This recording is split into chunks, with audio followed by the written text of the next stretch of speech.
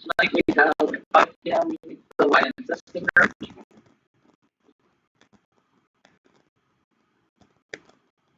And yeah, that's all I do.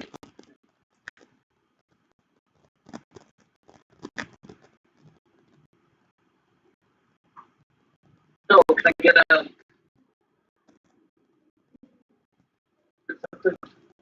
agenda?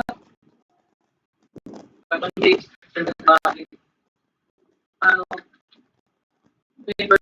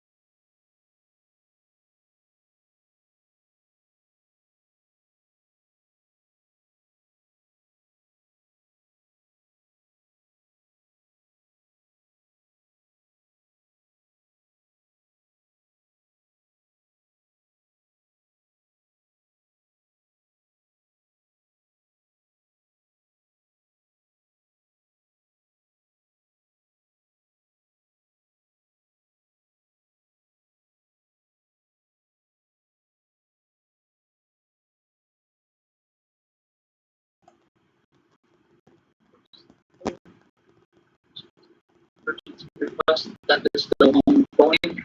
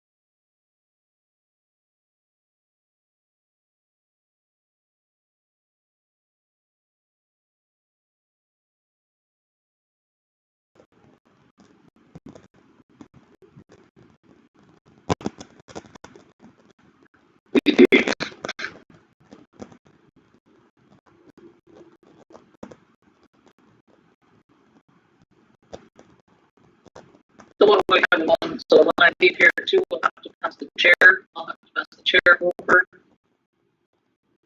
to Wendy. Would you like to chair for this? Crystal, Al, Robert. Nominate Crystal for that task. She's okay with that, Crystal? If, as long as I'm not stepped away, I for sure can. I have to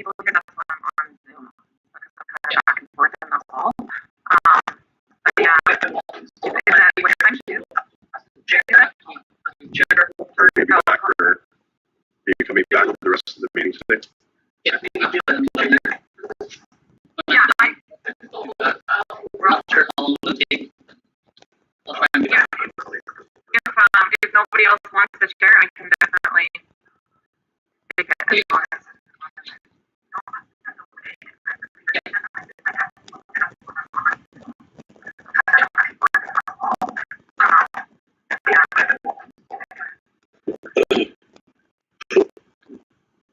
First, yeah, everyone.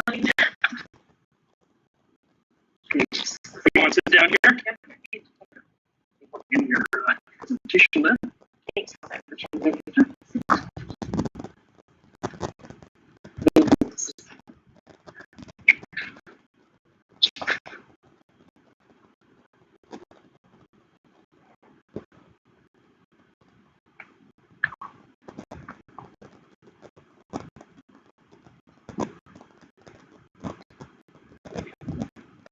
How's everybody safe? It's good. All right. Perfect. Thank you. Okay.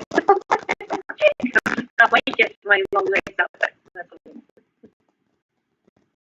Welcome to our council session. Just to let you know that we live stream up to our members. So we'll start off with a table.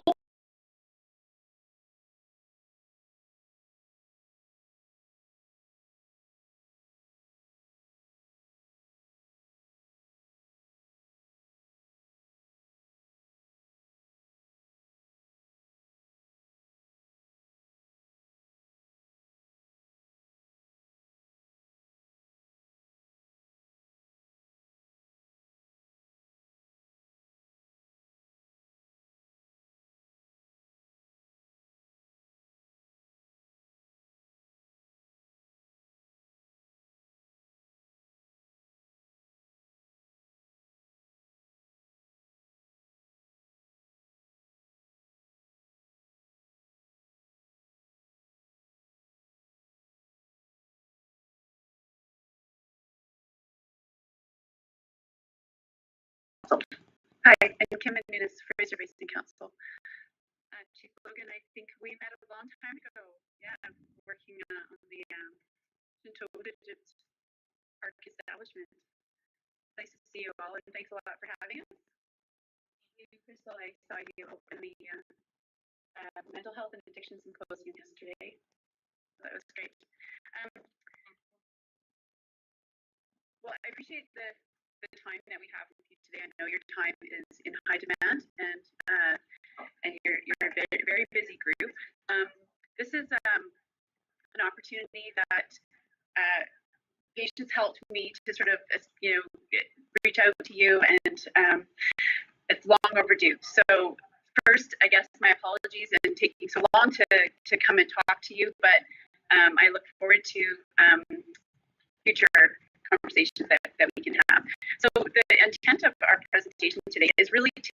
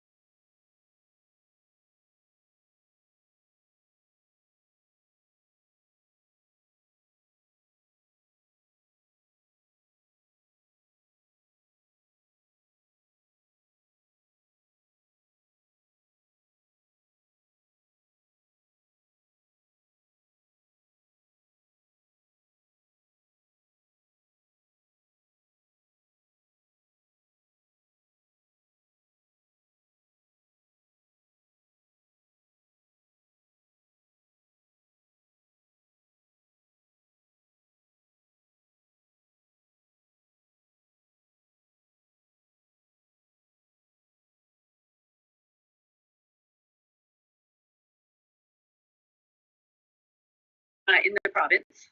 The Fraser Basin Council, this is a bit of an overview. So just a bit of our history and role in the province to start with, and then just some project updates about work that is specifically going on in the Northern Ontario region, and then some other opportunities that you might be interested in outside of our region.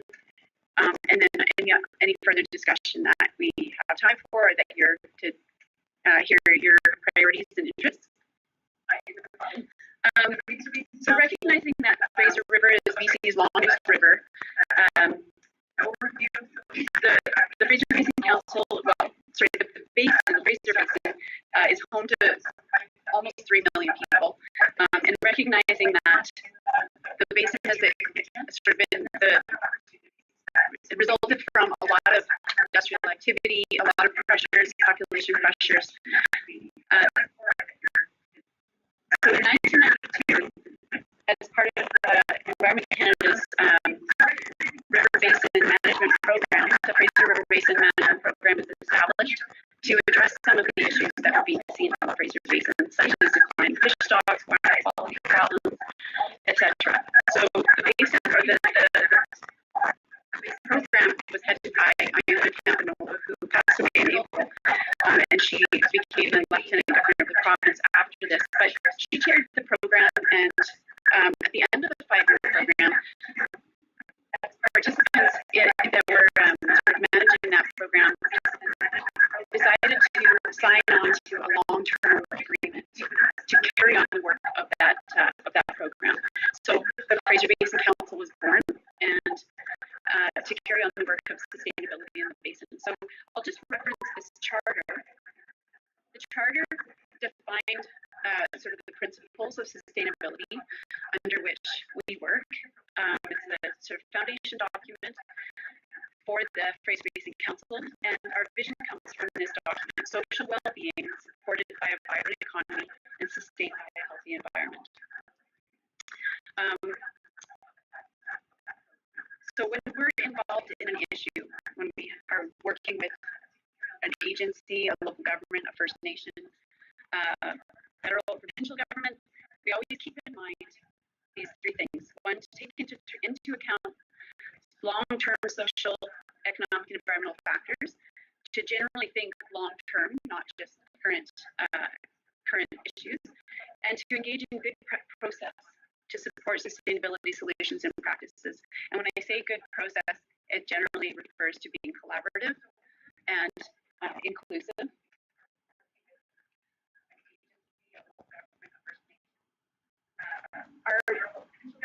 The board of the Fraser Basin Council continues to reflect the initial board that worked on the Fraser Management Program.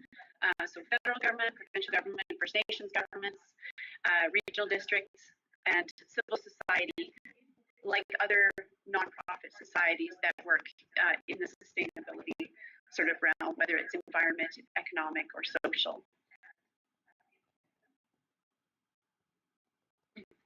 So again, our mandate is, well, we're a charitable nonprofit organization. So 27 years, yes, 27 years, the nice 7 is throwing me off. 27 years ago was formed, and we continue to support the vision and mandate to advance sustainability solutions in British Columbia. And we do work exclusively in British Columbia, but we work province-wide. So that initially, the Fraser Basin Council worked within the Fraser River Basin, but we shifted to a more provincial outlook, considering the need for collaborative solutions across the entire province. So identified in our strategic plan are the sort of 3 pillars of sustainability as we see it. So building sustainable and resilient communities, which is most of the work that the regions fall under. We kind of think about it as being resilient communities. Taking action on climate change, and supporting healthy watersheds and water resources. So having said that, the work in the region kind of addresses all 3 of these pillars, and then underlying all of those is organizational resilience, just the work that we do internally to keep our organization strong, and that includes having a strong board of directors and good relationships with our directors. And I wanted to mention the directors are generally regionally representing, and so the First Nation director from the Northern Interior area is Chief Robert Michel from Stillatin First Nation.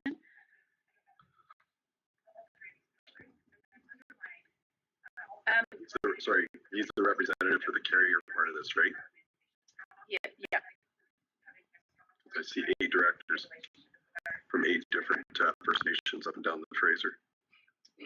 Yes. How was that process? Like, how did they are they, it says appointed, so who do you guys do the appointing? So our CEO and chair work together to identify potential directors who are engaged in sort of work that is either we know them through work that we're doing, or their name comes up. They're an elected member of the nation, so they're all either chiefs or councillors. So this is the Fraser River Basin that we're talking about, right? That's in the chat. Because I'm a little confused with how Robert represents the concerns of the people down here when we're a good 120 miles away. That's fair. But the Nechako watershed is a big tributary to the Fraser River. So it's basin-wide. I mean, it's a really huge area, and there are only 8. Is the kind of the way I see it. Is there are only 8 First Nations representing and 8 regional districts. So it's sort of like regionally representative.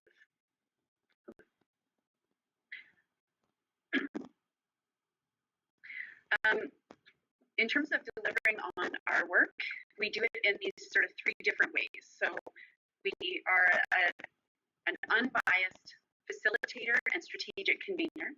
So we don't align with any political party or any political outlook or view. And strategic convening refers to, in our world, as making sure that everyone who should be at the table is at the table and adequately represented. Because we all know of processes that have taken place in the past that didn't have adequate representation. Decisions were made that didn't take into account the interests of people in those areas or on the land. So this is a key part of our work. We also work to be an educator on sustainability, and we're going to describe a few of the programs that we're running in this area that kind of bring into play that role. And then lastly, as a program manager, again, I'll have an example of how we work as a program manager in this region as well. Some of the guiding principles that underline our work in our strategic plan, there are 9, but I just want to highlight FBC was one of the first organizations to include Aboriginal rights and title as one of our founding principles of sustainability, and it continues in our guiding principles to advance the rights of Indigenous peoples under the Declaration of UN Declaration of Indigenous Peoples.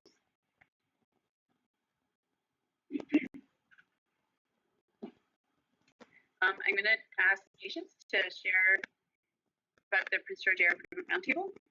Yeah, just a quick update. I think the last time I met, and I know it's been over a year, I didn't get into some of everything last year, but just an update on where the Prince George Area Improvement Roundtable is at. And the invitation is always open. If anybody ever wants to come to a meeting or join, we'd be the board would be absolutely thrilled to have more local representation. It's tough. It's a volunteer. Again, it's a society volunteer organization with representation from various agencies, organization, industry in the area, and the board meets quarterly, and there's an operations committee or an executive committee that meets monthly, and then we have ad hoc committees. Like right now, we're still, and I think the last time I don't have a ton to update because the focus has really been on developing the air quality management plan for the area. We've got a phase 1, 2, and 3 that are out there, but we're trying to roll out a new air quality management plan for the Prince George Watershed. And that's with everybody's time being limited, we're still focusing on that, and we're probably still another year away from having a plan put together. But I guess I would like to be,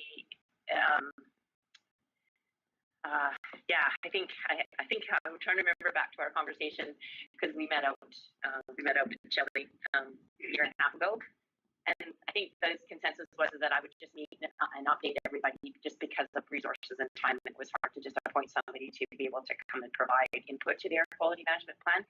But if that's changed, I'd sure like to know if there's somebody that you guys would like to have involved, even if it's every few months or whatever, to review what we're doing or to review what we put together and provide input, whatever that looks like. And I would just be open to like understanding from the nation's perspective what they would like to see in terms of air quality, because it's really important and comes from a completely different perspective than everybody else, especially with the industry. So that's really where we're at. We're still in the throes of developing a new air quality management plan. So. We're much of the development for them. Yeah, you know, so that's another. Absolutely, and we lost the pellet plant too, right? So there's a couple different forms that have been out of the airshed. We've had a couple of introductions, like Tidewater and RPOs will be coming online. Yeah, so there'll be a little bit added to the airshed, but not the amount that was from the pulp mill and the pellet plant. But to run the analysis is so expensive. It's well over, like, probably about $150,000 to do micro emissions analysis. So that hasn't been updated. We have a little bit of a model that was developed at UNBC. It's called AirQuest, and you can if it was known at the time, you can remove it from the airshed and run the numbers. But it's really hard to add anything back. So yeah, we need a new. We eventually need, and that would be part of this air quality management plan. Will just be one of the actions that gets built into it. Is to do an updated emissions inventory.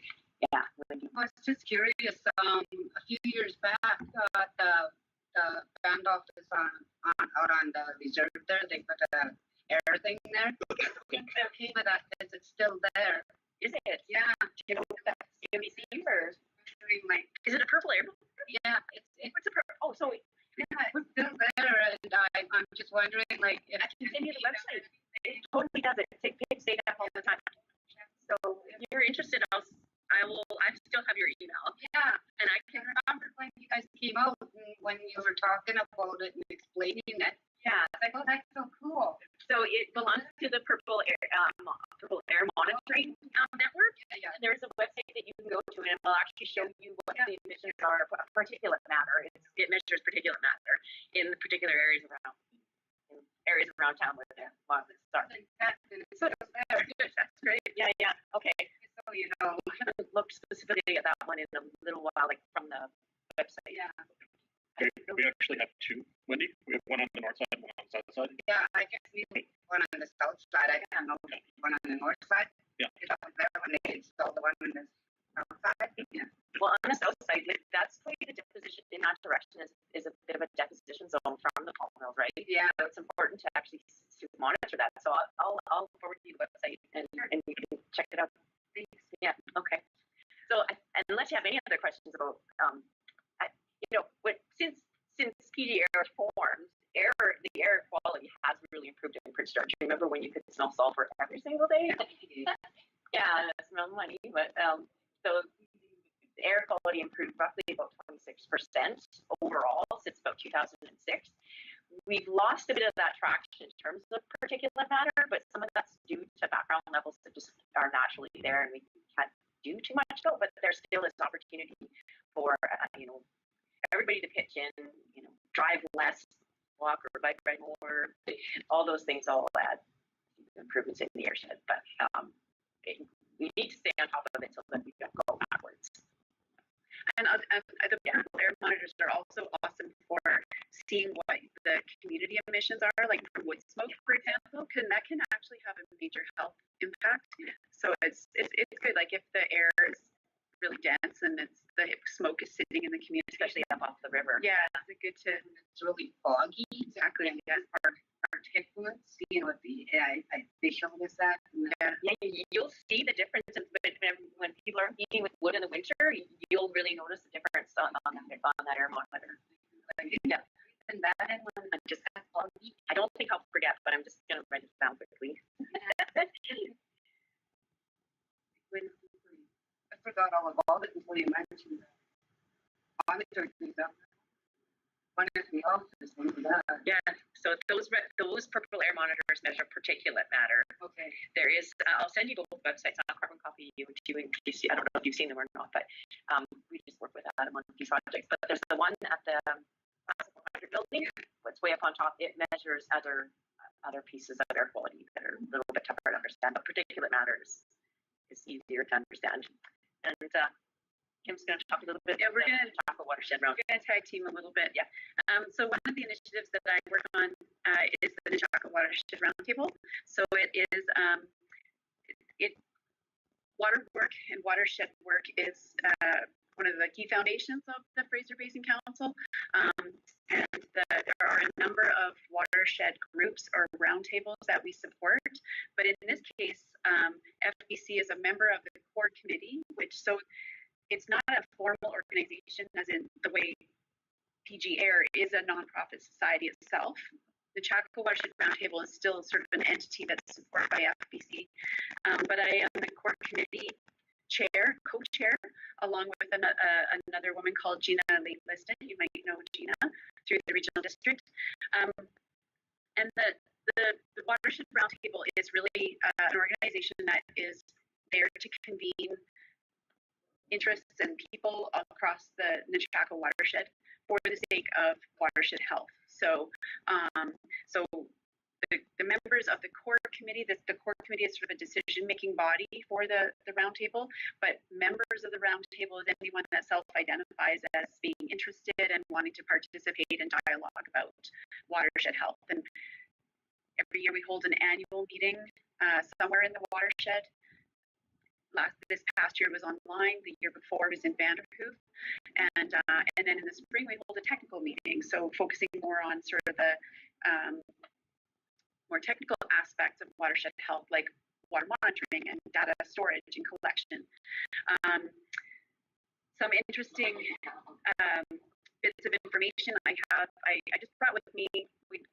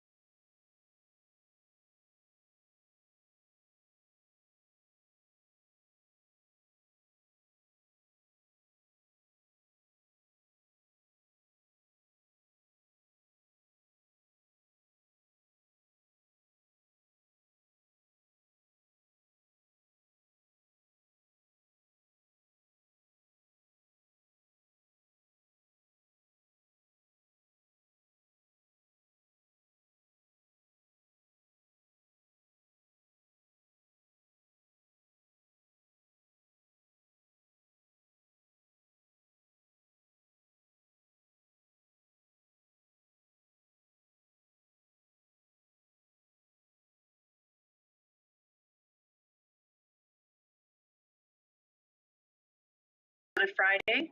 Yep, and there's no costs. Please join us. Yeah. Cool. Thanks. I'll turn it back over to Patience again.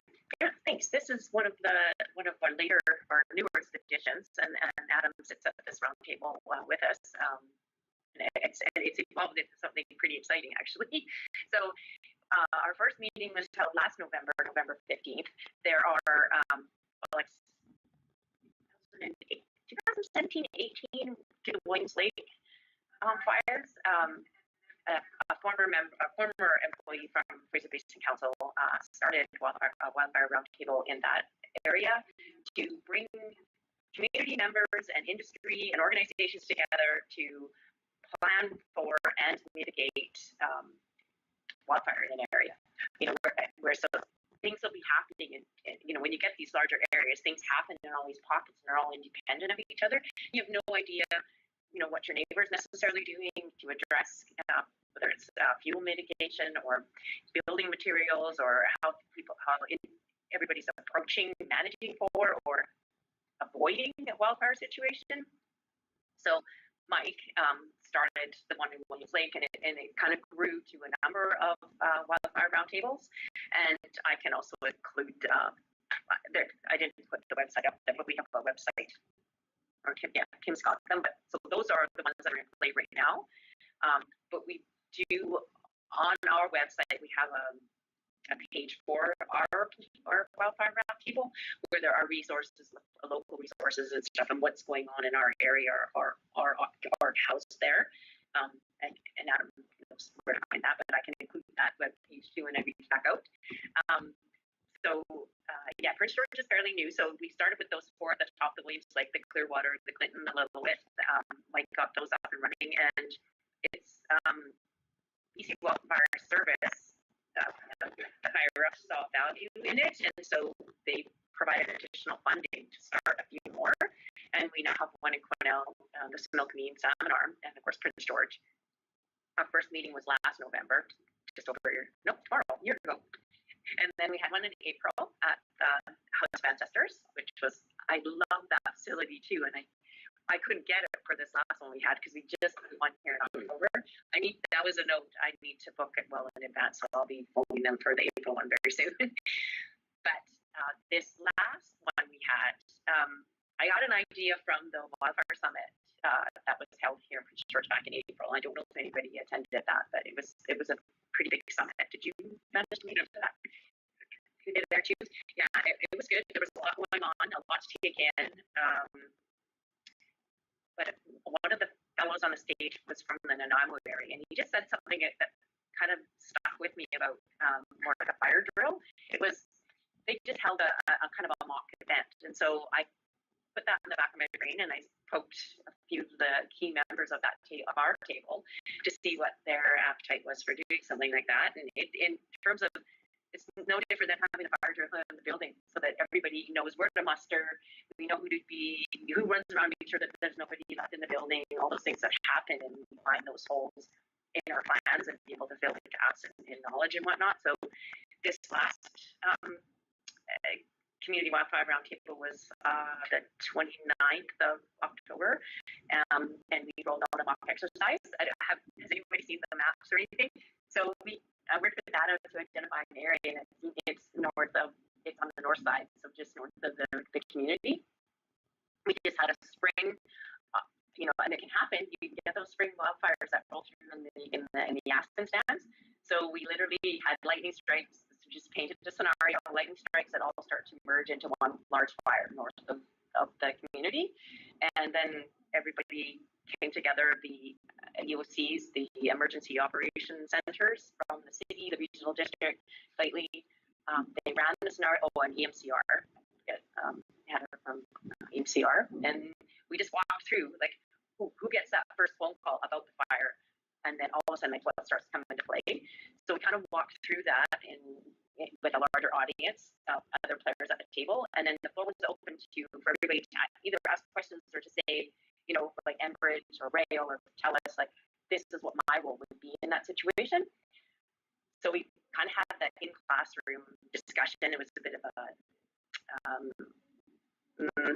operation drill, and then what are we doing on the 5th of December? We're going to enact the first part of that, so it will literally be the administrative side. We're going to meet at the regional district, present the situation to everybody that's there, do some introductions, and then everybody's going to go like literally to their desk where they'd be sitting when they get the call, and we're going to completely enact it from start to finish until you'd be rolling out on the ground. And then in April, in the spring, we're going to go and put it out on the ground as well. So that's our plans. That's where we're at with Prince George. So we did this meeting was about really that preparation and understanding whose roles and who has certain roles and responsibilities around engaging and acting and responding to a wildfire event. The April session, I'm thinking, and I'll talk to we'll brainstorm a little bit more, but the suggestion came up around the table to focus a bit more on the recovery. So, and by recovery, I don't mean the ecosystem recovery side of things, but we have to, when a bridge gets burned or you have to remove a road or something, how does recovery and who comes into play in a recovery situation after a wildfire event? So I'm thinking we might do that as a learning tool in April. And then we'll also have this, the field exercise. So that's where that's at. If anybody has any questions, but it's kind of, I don't know, I'm pretty excited that they've all been that we've had. So just to touch on the field exercise that we're kind of looking to do with next year. Cloud Lake actually did a full mock evacuation of their entire community down to location, and we had a community barbecue up there. I was lucky enough to be invited to go up there and observe it and help out where I could. The premise behind it is to prepare community members for emergency and give them what would it look like if there was an emergency. What can you expect? What would it look like? We had up in Cloud Lake, there was BC Wildfire, there was search and rescue, there was, I think, who's their highways maintenance contractor? Yeah. And whatever highways maintenance contractor there is, I don't know if they'll have their global or what. And they also had Service BC there registering people so that they could pre-register as evacuees in case an evacuation takes place.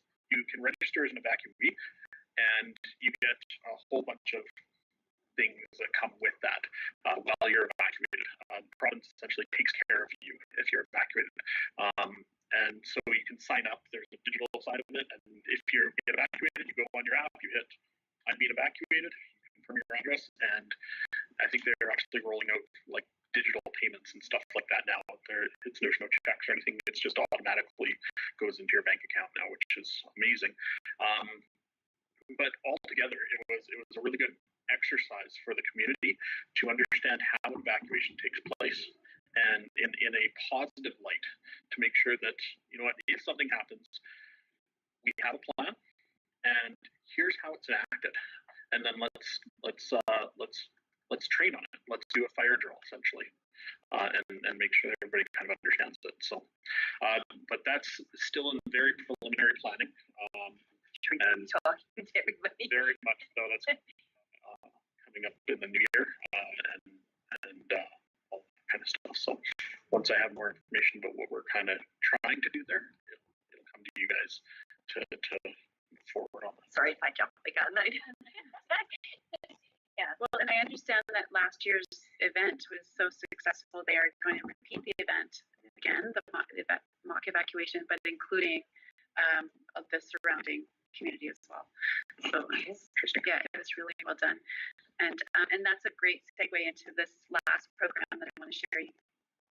Oh, sorry, Randy. I just have like kind of like a question slash comment. Like wildfire, like for evacuation plans and everything, that's great. But is there plans for after the map, like to help the members or the people that are affected, like to help them ease back into, like, if they lost their home, is there insurance? That's a good question. And do you provide all that information for them so they're not so stressed trying to find out what to do and how to go about getting all this information for them. I think we'll include some of that in the April session. That'll be the recovery piece. Yeah. So there's 4 pillars of emergency management, and the one that you're talking about is the last one of recovery. When an emergency happens, it doesn't stop when the incident stops, right? There's the how do we get back to where we were before the incident, right? And so that's the recovery piece, and that's a major pillar of emergency management that's very new. I'm going to say it's actually incredibly new in the emergency management span of things. So it's always been there, but it's now just being identified as one of the critical areas that needs to be covered in emergency management. And so exactly what you're talking about, and it even goes into higher things or bigger things. Who does security while there's an evacuation? What about potable water, right? If a wildfire comes through, there can be water concerns. There can be road concerns. What about buildings? Do we let people just go in, or do we clear them first, make sure that they're safe to go back into and stuff? So there's a whole aspect of it, and insurance is definitely one of those things that comes to. Being a nation, it's a little bit better for us because not only do we have the government support in the recovery aspect, but we also have the nation side of it too, in taking care of the members. And so, whereas if, say, Prince George got evacuated, they rely solely on the province. And in the province, they say usually the recovery period is up to 3 months, and that's it. Whereas with the nation, it can be decided what that's going to be, what that's going to look like, ongoing, etc. Right, and so that's one of the things that we'll have discussions about moving forward. Definitely. Thank you. Yeah. Yeah. Well, and I mean, we can have a separate meeting to brainstorm thoughts and ideas around that if anybody's open to it. Yeah. Yeah. Okay. Awesome. Yeah. Thanks for the question. So that kind of enforces the idea that was brought up at the last table, was if we're focusing on the upfront piece of response, maybe the next session should focus on the back end, which is the recovery piece. So yeah. Okay.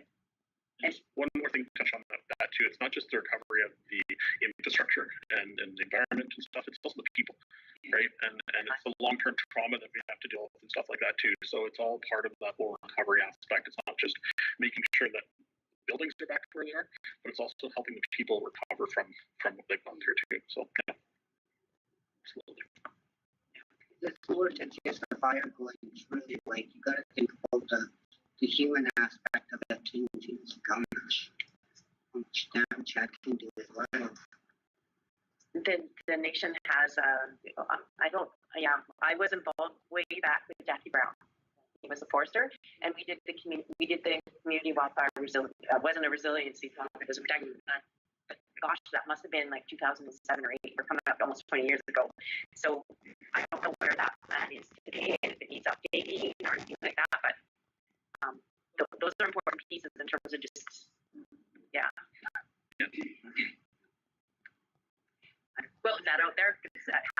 Having a plan to mitigate fuel and fuel management around the community and being homes fire safe and all that fire smart. That's part of the upfront piece, and then we're doing our community welfare resiliency plan this year. Okay, good. Yeah. Okay. Are we over time? Yeah, we are. Just okay. Shove us out the door. Well, no, but yeah. Okay. A couple more. Wildfires are not the only, essential risk or disaster. We're working on a project where Clayton tonight is one of the project partners, and this is called it's a UBCM, or Union of BC Municipalities funded program that's called the Collaborative Disaster Risk Reduction and Climate Adaptation Program. So communities can apply for funding, and the Regional District of Fraser Fort George is the lead on it. But because there are 7 project partners, each project partner, is eligible to apply for a pot of money. So it extended the budget to a substantial amount, allowing for some pretty detailed assessment of floodplains, landslide hazard and steep creek hazards. And so these are all the project partners: Cloud Lake, Mackenzie, Prince George, Village of McBride, and Village of Valemont, Clayton Tenay. So the technical consultant is BGC Engineering. So they take LiDAR data for the whole area and locate sort of some of the different features in the landscape that suggest where there might be a hazard, whether it's landslide or steep creek failures, things like that, and then zero in and do like more detailed mapping of some of those layers.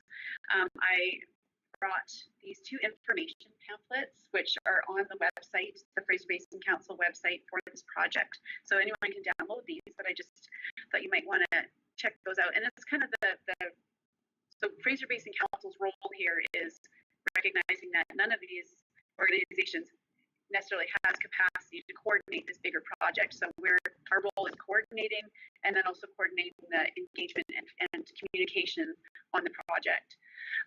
So where we're at with the project is we're sort of coming into the last sort of third of the project where we'll see results. So in the new year, we're planning to hold an in-person advisory committee meeting. And the advisory committee is all the partners along with a few other sort of advisory members like UNBC, Ministry of Transportation and Highways, Ministry of Forests, who have brought data to the project as well, and EMCR. Yeah. And so hold an in-person sharing of those results so that we can also talk about exactly what they mean and what they don't mean and what the next steps might be. One of the next steps is we've applied for a second phase of funding, and that phase of funding will so that the second phase of funding includes some detailed analysis on drought hazard, which I know we're all feeling this year, as well as some extreme temperature risks and hazards. It will also include a focus on some policy options for protecting communities and responding in the case of events. It's some of the analysis involves, there's the actual land-based hazard, but then there's the homes and communities that are maybe adjacent to that potential landslide, so that there's an opportunity to really focus on what might need to be done to protect those areas. While I was going to throw in wildfire, landscapes are playing a bit of a role in that first part of the analysis. Is once a wildfire blows through, then the soil has this loses its structure, and there's a higher risk of. So that's included in this first phase of it. We really wanted to put information out about this that was because it's so technical. It really is. So these little leaflets were designed just to hopefully communicate to in lay terms what's going on. So if anybody has any input or feedback on these, that'd be great. We can make improvements for future leaflets. And we can also come and, well, actually, we would really like to be able to do a bit more in-depth kind of communication and engagement with Clayton about what the project has done and what questions might arise. How can we share the information so that it's really usable to your community, and what sort of data agreements do we need to put in place to protect your data on your territories, area, and the specific hazards that have been identified in that area. I think it's important that, because we talked about this land guardians thing, I know that you're at a program that you're at here recently, about land guardians, and I think that's important because we have those in the territory, and they can collect data like that too, right? And I know this is relatively new, and I'm assuming that it probably has something to do with the landslide down in the Chilcotin.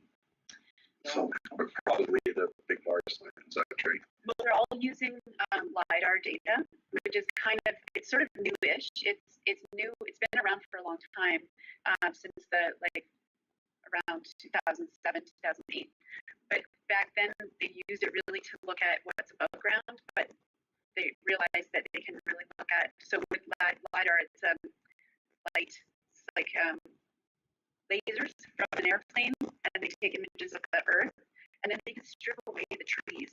see the formation of the earth.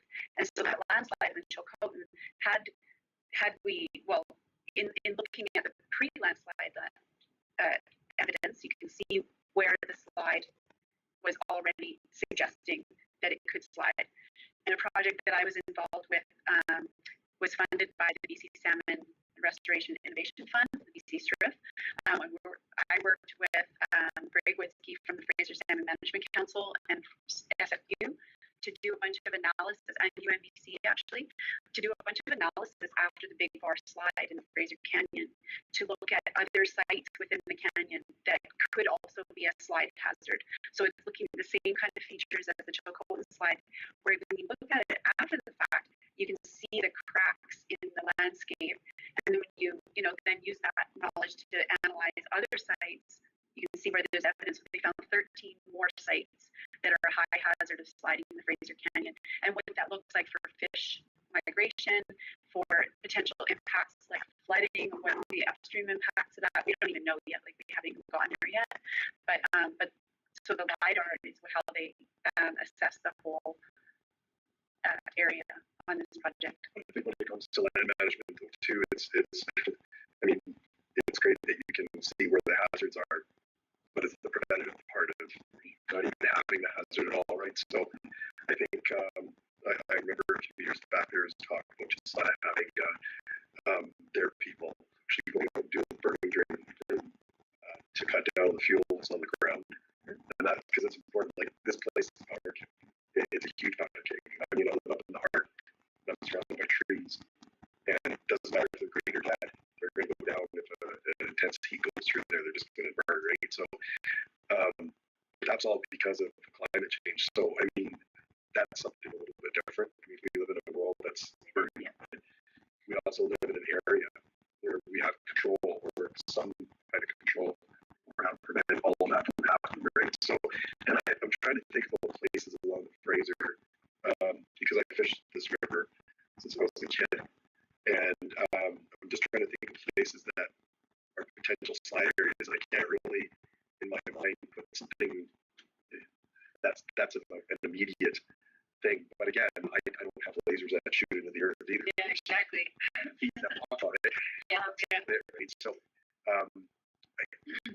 I think it's this is a great idea. Like, as far as our nation goes, I think I'm probably the guy to be talking to, because he's got experience with emergency management and preventative stuff.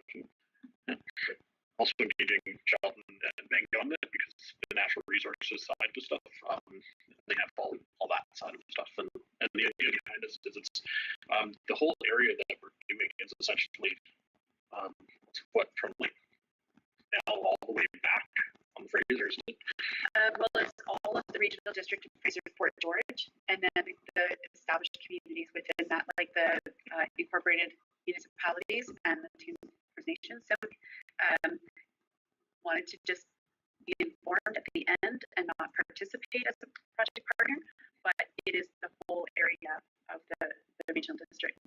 Which I think is important to note, because the regional district, the territory is essentially a large majority of the regional district, and it's all along all of the river basins essentially of that area, which is essentially the territory. So I think this is a really good project, and it fits really well with the mandate for climate change. Part of the project too is that local knowledge element, what we just talked about, because this first phase will give us an idea of where the potential is, and like Tim said, then you pick those areas and you can drill down into them. But having those boots that have been on the ground that can talk about whether that particular area has changed over time, and what all that will play a valuable role as we move forward. We're just not quite there yet. And I think a lot of that has gone away from us because we don't have a lot of members that trap. And that's where your information a lot of the information would come from. Those people are the boots on the ground, the trappers. People are moving around the territory, right? Whether they're Indigenous or non-Indigenous. So there's a lot of people out there. There's people out there that have the knowledge, but it seems like it's gotten away from us so many years too, right? So yeah, but it's a great example, or a great opportunity to bring some of the traditional knowledge back.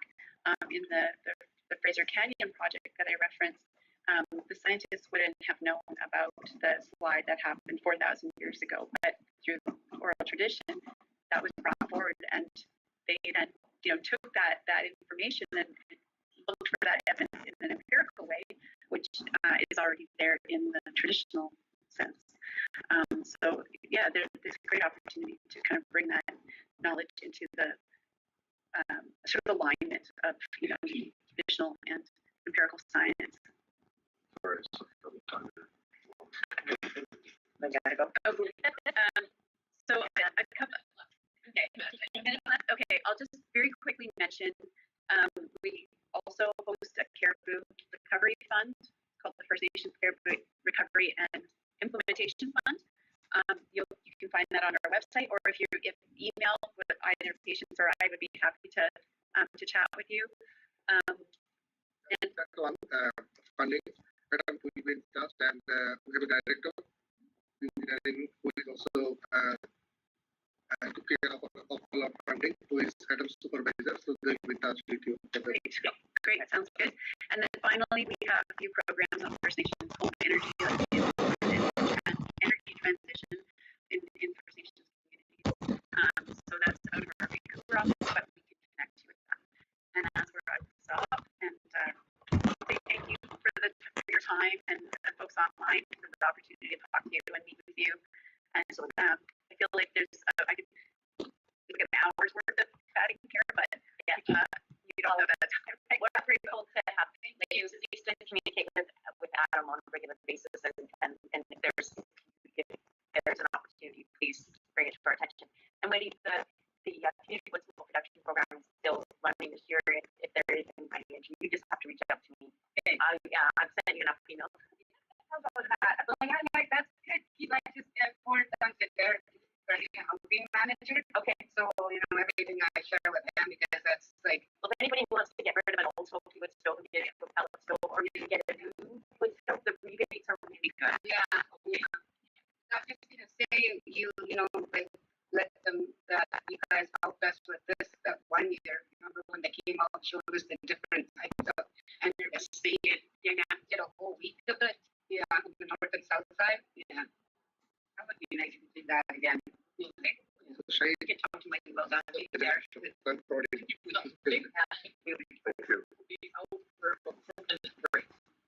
you for the presentation, ladies. Questions? Yeah, no, thank you very much for answering them. Meet you.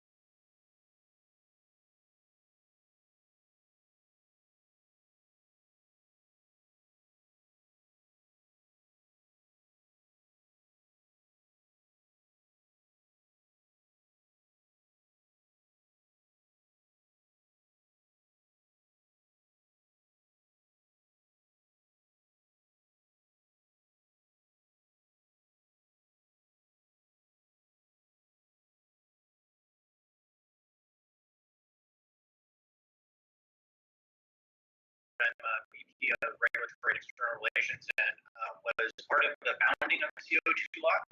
We'll talk a little bit about that. But I have an extensive career in the energy sector. I worked for many years in the BC government. I was, when I left government, I was the Assistant Deputy Minister for Oil and Gas. I worked for a number of years as a consultant. And then I worked with Chevron Canada on the Kitimat LNG project. And I was very much part of the team that was helping to move the First Nations Limited Partnership forward. And I've spent a lot of time in Prince George and a lot of time in the area working with the Indigenous communities, trying to move the PTP project forward. Very unfortunately, it didn't go forward, but I'm now working with CO2 law and hope to be part of a really great startup helping to solve the climate change challenge in front of us. I'll just quickly mention a couple of the other people here. Jasmine Lau is our CFO, also based here in Vancouver. Dr. Peter Bradshaw, kind of a luminary within the mining industry, has about 45 years of experience. And then Martin Turan, who's the other founding member. Peter, Martin, and David would be the three founders of the company. He's the president and CEO of a company called FPX Nickel.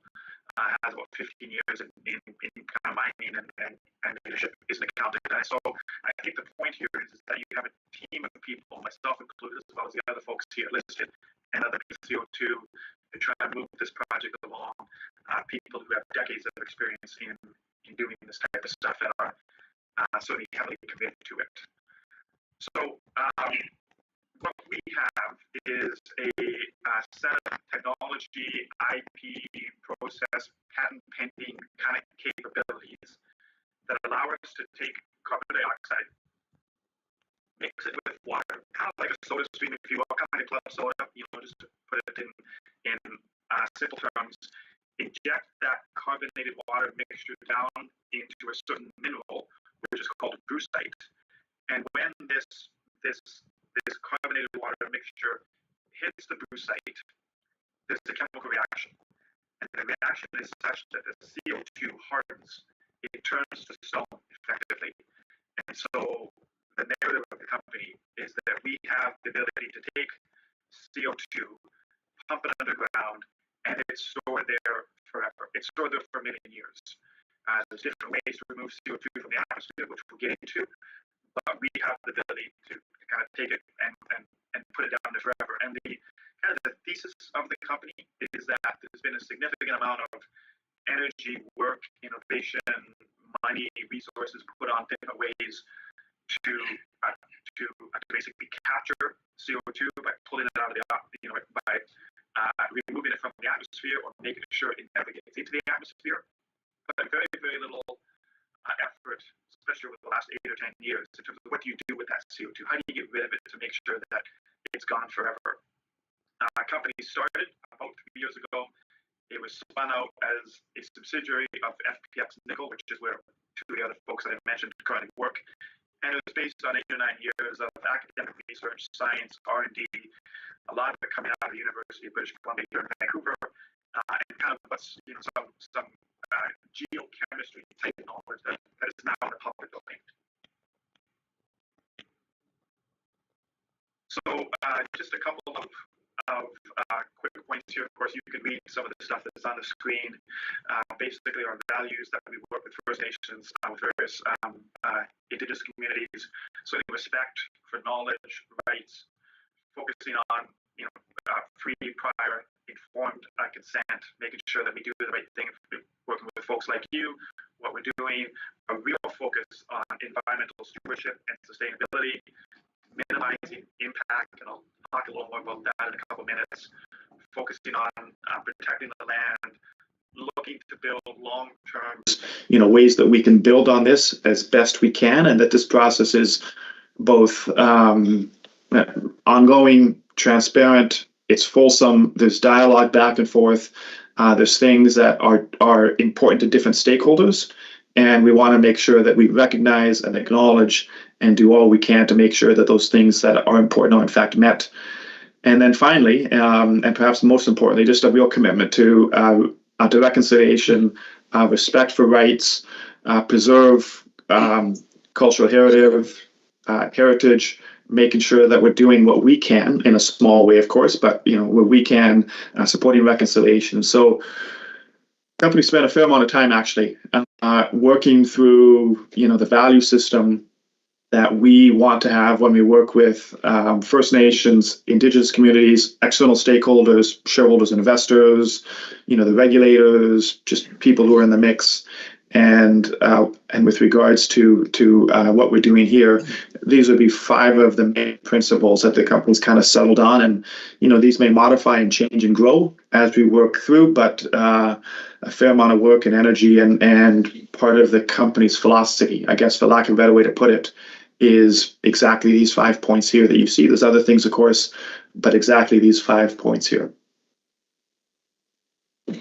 So, yeah, I mentioned earlier, we take CO2, carbon dioxide, we mix it with water, we put it into brucite, which is magnesium hydroxide, and the chemical reaction, and this isn't splitting the atom, this isn't bending the laws of physics, this isn't brain surgery, for lack of a better way to put it. This is a very common, well-known chemical reaction. CO2, water, into brucite, it produces magnesium carbonate, which is used for fertilizer. There's some other industrial purposes, but it's a very well-known common reaction. So here's kind of what we're doing. There's different ways to do this. You can mine out the brucite, which involves kind of digging it out. What we are doing is in situ, so allowing this chemical reaction to happen underground, for lack of a better way to put it. So you take CO2, which is the carbon capture, and I don't know if you can see it, some of you might be a little farther away, but there's different ways to get CO2. There are probably 2 different main ways. One is what's called direct air capture, DAC, and this would be kind of recent technology. It's come out in the last 5-8 years, perhaps, which is large pieces of equipment, the size of a shipping container, for lack of a better way to put it, with a bunch of fans and filters, and these things suck air in out of the atmosphere. So they, kind of like a vacuum cleaner, they suck air in. They put the air through a combination of filters and fans, and they spin it, turbines and screens. And as the air gets funneled through this, and as it goes through filters, the CO2, the carbon dioxide, is removed from the air. The clean air is then pumped back into the atmosphere, so it kind of filters through, and the CO2 is removed effectively. The other way to do it, which is more common and actually works a little better, is what's called point source capture, which is making sure that the CO2 from the factories, the mills, the pulp and paper industry never goes into the atmosphere. And so it's a combination of filters and fans and screens and other equipment that's installed at the factory, and as basically at the smokestack, for lack of a better way to put it. And as the smokestack releases stuff into the atmosphere, and of course in Prince George, you know what that's all about, the CO2 is removed from that and it doesn't go back into the atmosphere. We take the CO2, regardless of whether it's from DAC or point source, and we inject it into the well. It goes down, this carbonated water mixture goes down into the brucite. It interacts with the brucite. On the rock underground is quite shallow, 500-600 meters. So it's not deep, for lack of a better way to put it. This carbonated water mixes with the brucite. It kind of interacts it. If you were to do this on the surface, like if you were to mine out the brucite, scoop it up, and do it in a lab, the chemical reaction is almost immediate. You can almost see it with your eyes. It happens within a couple days. There's a very, very quick chemical reaction.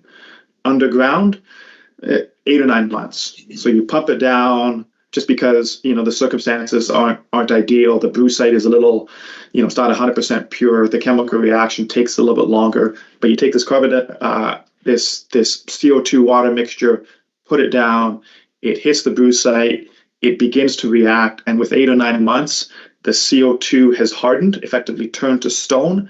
The water is then recycled back out. pumped back to the surface, we clean the water, we do it again. And so this is the reaction. We have a site that is about 50 kilometers southwest of Prince George, where the brucite is, and it's a huge deposit. It has enough brucite underground to store about a... So was that a question? Whereabouts is We're just trying to see where it's at. Okay, yeah. So, yeah, it might be kind of small on the screen there. If you see the little star just to the southwest of Prince George on the left-hand map, it's about 50 kilometers southwest of, and I'll bring up another map actually here as well. Yeah, if you go back here, these would be the territories on the right-hand side of the screen, close to Bobtail, I guess, Bobtail Provincial Park. Little Bobtail Lake. Little Bobtail Lake. Yeah. Yeah, that's correct. Bobtail Lake. It's on ours.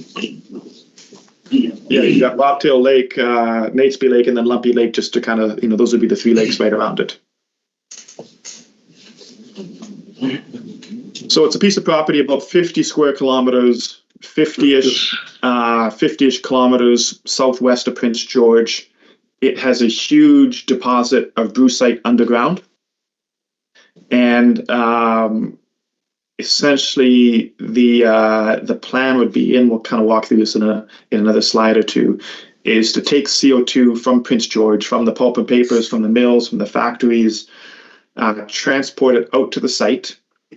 It gets stored there. There's tanks. There's various equipment. It gets stored there, and then it gets injected into the ground.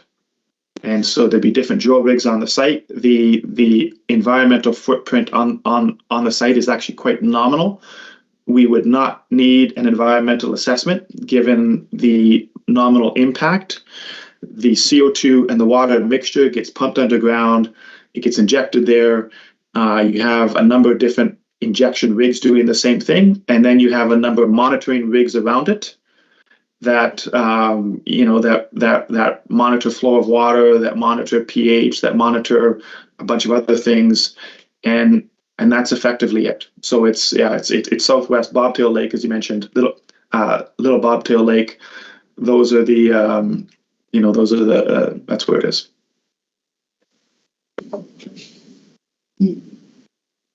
We think we have the ability in that one site outside of Prince George to store about 1 million tons of CO2 per year for 20 to 25 years, which is a lot. Prince George produces about 6 million tons of CO2 right now, and they don't really have anywhere for it to go. They're trying to figure out solutions. David and I met with the mayor and the city council a number of weeks ago in Prince George. They're looking for solutions. Getting rid of CO2 is hard. It's hard to do in other parts of the world. There's basically 3 different ways to get rid of CO2 broadly. One is you can plant more trees, which is nice because there's more trees. More trees are good. Trees don't really absorb that much CO2. And if they do, it's considered temporary because forest fires, the wood decomposes, whatever else, the CO2 goes back into the atmosphere. So it's a good thing. It just has a very very minimal impact on greenhouse gases and on carbon dioxide. The other way that they do with it, and this would be in Alberta, Saskatchewan, parts of the US and the prairies, is they pump it into empty oil wells. So they pull natural gas out of the ground, Texas, Oklahoma, Alberta. They pull natural gas out of the ground, kind of 2.5 or 3 kilometers, very, very deep. And now you end up with a cavern, basically an empty hole underground, deep underground that has nothing in it. It used to have natural gas. Now it's empty. They pull it out, they pump it, and then they take the CO2 and they pump it back into those wells. It's deep. It's quick, it's easy, it's cheap, it works well. It's not really the best because you have CO2 as a bubble underground. Sometimes it gets lost. Sometimes they lose it. It gets into the water stream. It's not a good thing. It works well. It's not the best way. This mineralization that we're talking about here, which is taking CO2, mixing it with rock, allowing that chemical reaction, is the best way. It's the gold standard. They do it in other parts of the world into different rocks. They do it in Iceland. They do it in the Middle East. They do it in whatever else. You have to have the right geology. And BC, for all kinds of reasons, has the right geology. It has the stone. In Alberta, they don't have it. So they couldn't do it because Alberta doesn't have this mineral. It has empty oil wells. That's what they do there. In BC, we don't have empty oil wells. We have the brucite. And so this is, in order for this kind of stuff to be successful, you need to have geology, the right geology, like the right, and then you have geography, which is close to some place that produces CO2. In this case, Prince George produces about 6 million tons of CO2, and it's looking for a place to go. It needs a solution. We have one. Scott, we have a question. Yes. I was just curious about, like, when you said you pump it underground and then you mix it with water and you know, that sucks it up with that brucite, whatever it is. But how much of it is seeped into the ground itself while you're doing that process? Like, you know, because there's got to be something escaping somewhere. And, like, if that's the case, is it going back into the ground and then back up into the air, or what's happening with the stuff that escapes? You mean of the CO2 that doesn't turn to stone? Yeah, right. Yeah. Yes. So it's a great question. It is the question. If you were to do this into different techniques, like into, you know, how they do it in Alberta, you don't actually know. They have to monitor it down there. And in parts of the US for between 50 to 100 years, so decades. They have to monitor it for decades because you have this empty bubble of CO2 or this big bubble of CO2 underground. In some cases, in the US, you have to monitor it for 100 years. Because this turns to stone, we feel that we can actually have 100% of the CO2 mineralized. So the amount that leaks back into the atmosphere, that somehow escapes, will be someplace very, very, very close to zero. Within 8 or 9 months, 95% of the CO2 will be mineralized, will have turned into stone, and then, you know, the other 5-7% over the next, you know, number of months after that. So it is the question, but the answer is effectively zero will leak back in or will leak out. And because it's stone, it's down there for 1 million years. It's down there for a geological time frame, for lack of a better way to put it. Well, over time, everything breaks down. Even over time does, yeah. Over time, yeah. Not right away, but yeah. Yeah. So you know, if there's an earthquake, if there's a volcano, you know, we're talking about kind of natural disasters. It's down about between 400 meters and 1,000 meters, which is quite shallow. You know, it's not deep, for lack of a better way to put it. Yeah, over time, anything can happen, but it's 1 million years. Thank you. I have quite a few questions, but just because you're talking about the question when they ask, I just want to ask this and then I'll ask my questions later. So in terms of the stability of the rock, has there been research done on that, and what has the outcome of the research has been? Yeah, Nada, do you want to answer that one? Yeah, absolutely. So the carbonates that are the carbonate rocks that are forming out of the reaction, they are pretty stable. Those are considered as one of the most stable materials on Earth. So as long as the Earth is habitable and the pH is not very acidic like the origin of the Earth, etc., so these are pretty stable. So we can consider this as a kind of the most permanent material that we have on Earth. Thank you. So, yeah, just to give a little more background, the company acquired the first 40,000 hectares under the mineral tenure in 2022, 2023. We then added a little more. You can see in the, you know, kind of the green part was additional claim in 2023. It's about 50 square kilometers, or it's about 50 kilometers southwest of Prince George. It's got 6 million tons of CO2 per year. Good logging road access within 25 kilometers to BC Hydro grid. The brucite grades, which is a little technical here, ranges from between 1 to 15%, which is very high. It's spectacularly high.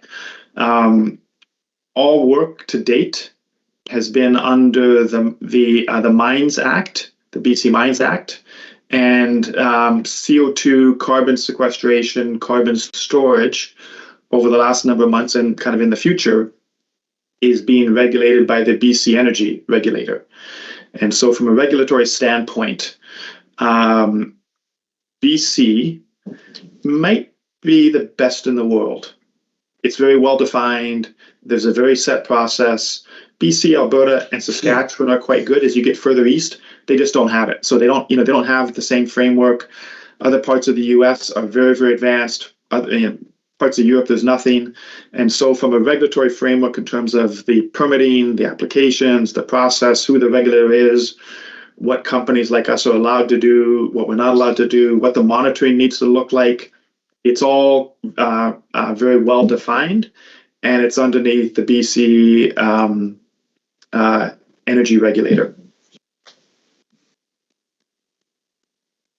So our plan moving forward. So we're a relatively new company, been around for 3 years, as I mentioned, based on 8 or 9 years of academic research and so forth. The plan next year would be phase 1, which is to drill up to 10 wells on the site, probably between 3 or 4, but up to 10, both injection and monitoring. So you have an injection well, and then you have 2 or 3 monitoring wells kind of in a triangle around it, within 50 to 100 meters, maybe a couple hundred meters around it, to track where the CO2 goes, to track the pH, to track the water flow, just to monitor it. And so you drill it down, you inject it. It takes a certain amount of time for the CO2 to go under. You monitor it. You log all the samples, and then you report. Our plan next year would be to put down between 1 to 200 kilograms of CO2, which is a couple of, you see those, those kind of liquid, a couple of truckloads, for lack of a better way to put it. Kind of like a fuel truck. You see those driving around. It's about that much, like a gas truck, one of those Chevron trucks that fills up a gas station. It's about that much of CO2. So not a lot. You buy it from someplace in Prince George, Praxair, Liquid Air. They bring it out to the site, they store it, would inject it down over the period of a couple months, and then you monitor the wells. That's the plan for next year, and that allows us to track the storage, the scalability, put together various health, safety, and so forth, environmental controls, work with other groups like yourself, where we're going to get the CO2 from factories, mills, and so forth in Prince George, and then just look to improve the the regulatory efficiency, the compliance, and so forth moving forward. So that's kind of what the plan is. And then in 2026, we would look to scale from there. 2026, over the next 3 or 4 years, scale from 100 kilograms per year of CO2 up to 1 million. Which is a fair amount. We would need a pipeline at some point, presumably from Prince George. You can use trucks for a period of time, but at some point it's just too much traffic. It just what are we doing here? And so we'd look to get a pipeline built, not a big one, 8 or 10 inch pipeline from Prince George to the site for the CO2. And so there's lots of moving parts in terms of how do we scale, but high level next year. A few more holes, put down a couple hundred tons of CO2, and then look to scale from there over the next 5-6 years and get up to 1 million.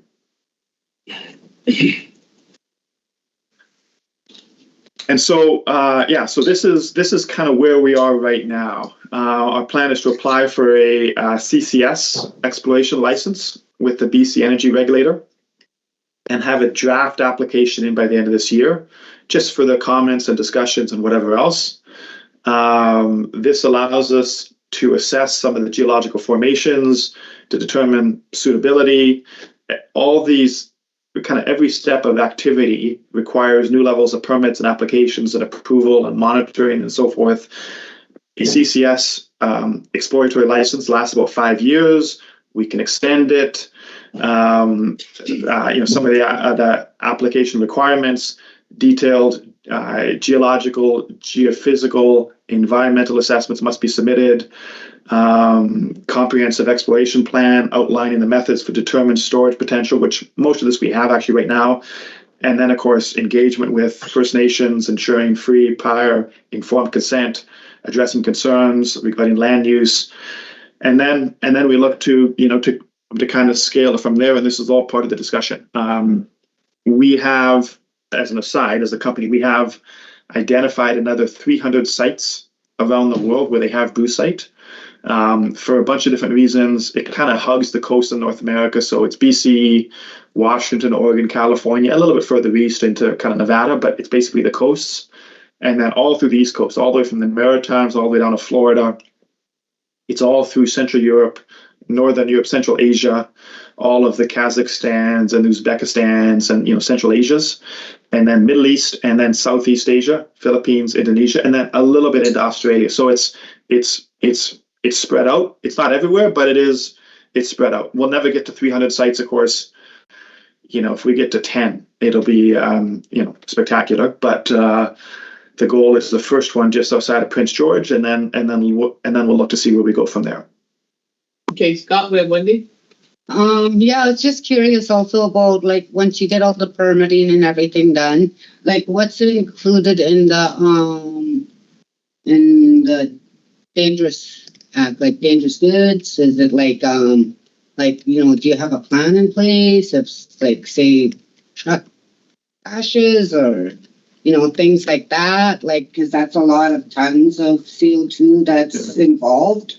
Is it combustible or stuff like that?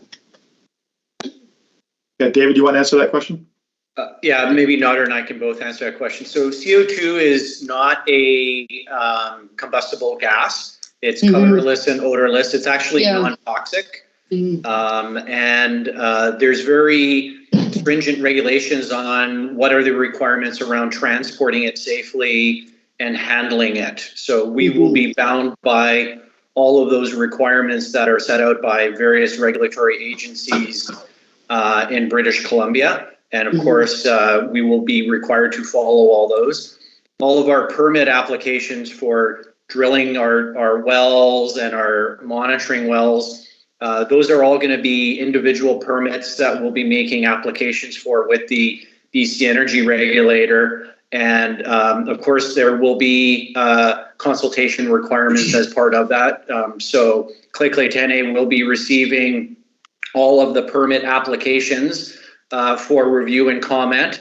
And we're very interested in knowing in advance, of course, what any concerns are regarding environmental stewardship and doing other things within the permits to make sure that we're operating on Clay traditional territory in a way that's consistent with your values and the types of outcomes that are important to you. So we'd love to be able to start talking with your community, with the people as part of the land office, more specifically about what are the exact permits that we're going to be submitting, what are the things that are going to be important for yourselves to be able to ensure that you're comfortable with what we're proposing to do on the territory and make sure that those permits reflect those values that you have. Nader, did you want to talk more specifically about CO2 itself? Yeah, for sure. Yeah, first of all, the entire project is the environmental positive project. So we are doing this for the climate change, global warming, to prevent wildfires and all these sort of things. And as part of that, obviously, the main job for CO2 log is to store CO2 for that aspect. But 90% of our job is how we can do this while protecting the environment. So as part of that, the entire process that we are dealing is all natural process. There is no synthetic chemicals, there's no acid, there's nothing is used, but only CO2, which is a natural gas, and also water is our catalyst, which is a natural process. The other aspect that I'd like to highlight, especially around the safety of this CO2, we have taken a lot of surface samples in that location, and we have seen a lot of carbonation is already happening. So the process that we try to accelerate now is a natural process which is already happening. And we want to target a little bit deeper compared to the shallow areas, just to make sure that there are lots of rocks available for that reaction. So we are trying to just accelerate the natural process which is happening, and since this is a natural process, we can say that this is a safe process. And we are not storing CO2, as Scott was saying, that in a gas phase, is in a solid phase. So if there is any earthquake, land movement, or whatever, these solids are remaining solid. And the samples that we have taken from the surface, those are 1 million year old sample. So the carbonates which are forming 1 million years ago due to the interaction between CO2 and water and the rock is already there, and we try to accelerate that.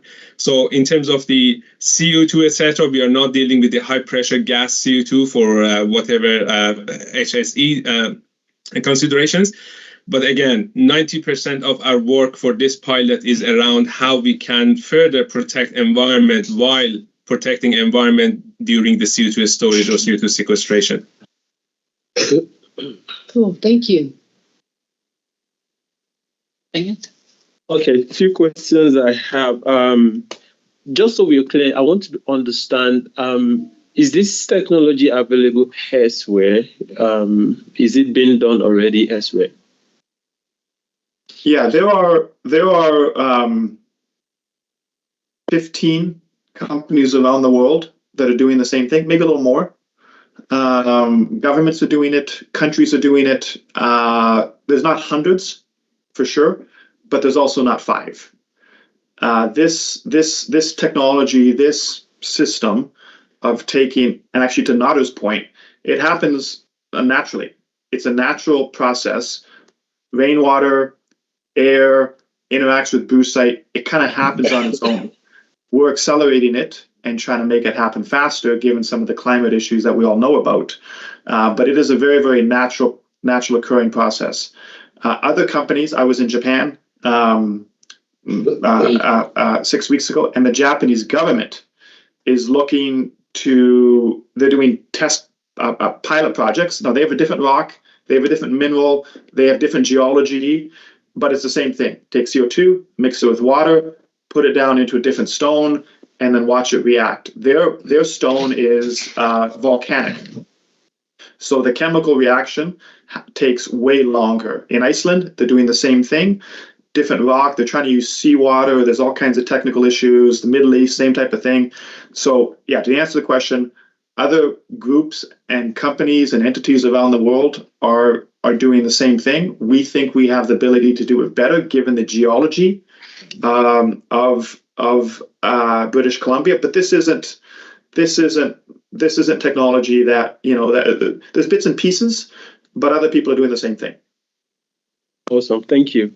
Another question is, I'd like you to take us through what you've done to date, just so because of we have some council members who are not updated as to what's been going on. And while you're doing that also, I'd like to also ask if you're also collecting baseline environmental data alongside. Yeah, David, do you want to walk through a little bit of kind of what the process has been over the last 3 years? I think Nader can speak to the technical work that we've done on the ground to date. What I'll say at the very beginning is we acquired the tenure in 2022. That's when we started acquiring some of the tenure, and we did that through the Mines Act. So it's mineral tenure that gave us the rights to be able to take sampling and understand the mineralogy, the minerals on the site. And while we got started doing that, there was a regulatory change in BC. They introduced new legislation which gave the regulatory authority for this type of work to the BC Energy Regulator, who used to be called the Oil and Gas Commission. You may be familiar with them from that. And of course, they're the regulator who is regulating the pipeline for the LNG Canada project. So they do have some activity in the area. But they're going to be our regulator now going forward, because there's been this change in the way that BC's decided to regulate the sector. And I'll turn it to Nodder, who can talk about our two field seasons more specifically. Yeah, sure. Yeah, thank you very much. So overall, this technology, the process is been done somewhere else as well, in Iceland, in Middle East as well. And we have a lot of lesson learned in terms of how we can control the injection, so that we can protect the environment the best we can in terms of the monitoring plan, verification plan.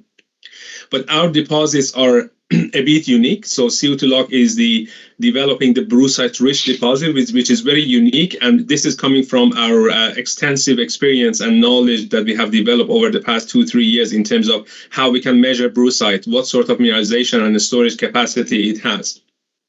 So we have gone through surface sampling back in 2022. We have received, collected a lot of surface samples. We have tested for brucite in the lab. We have gone through a lot of CO2 water testings to ensure that the mineralization is happening, at what rate is happening, what are the optimal conditions. We have also, in order to ensure that this kind of reactive rock is happening at depth as well, we have drilled one mineral exploration well. We have received core samples. We have tested all those core samples for the brucite grade and mineralization capacity. And based on all of those characterization up to now, we are now developing a very sophisticated subsurface model.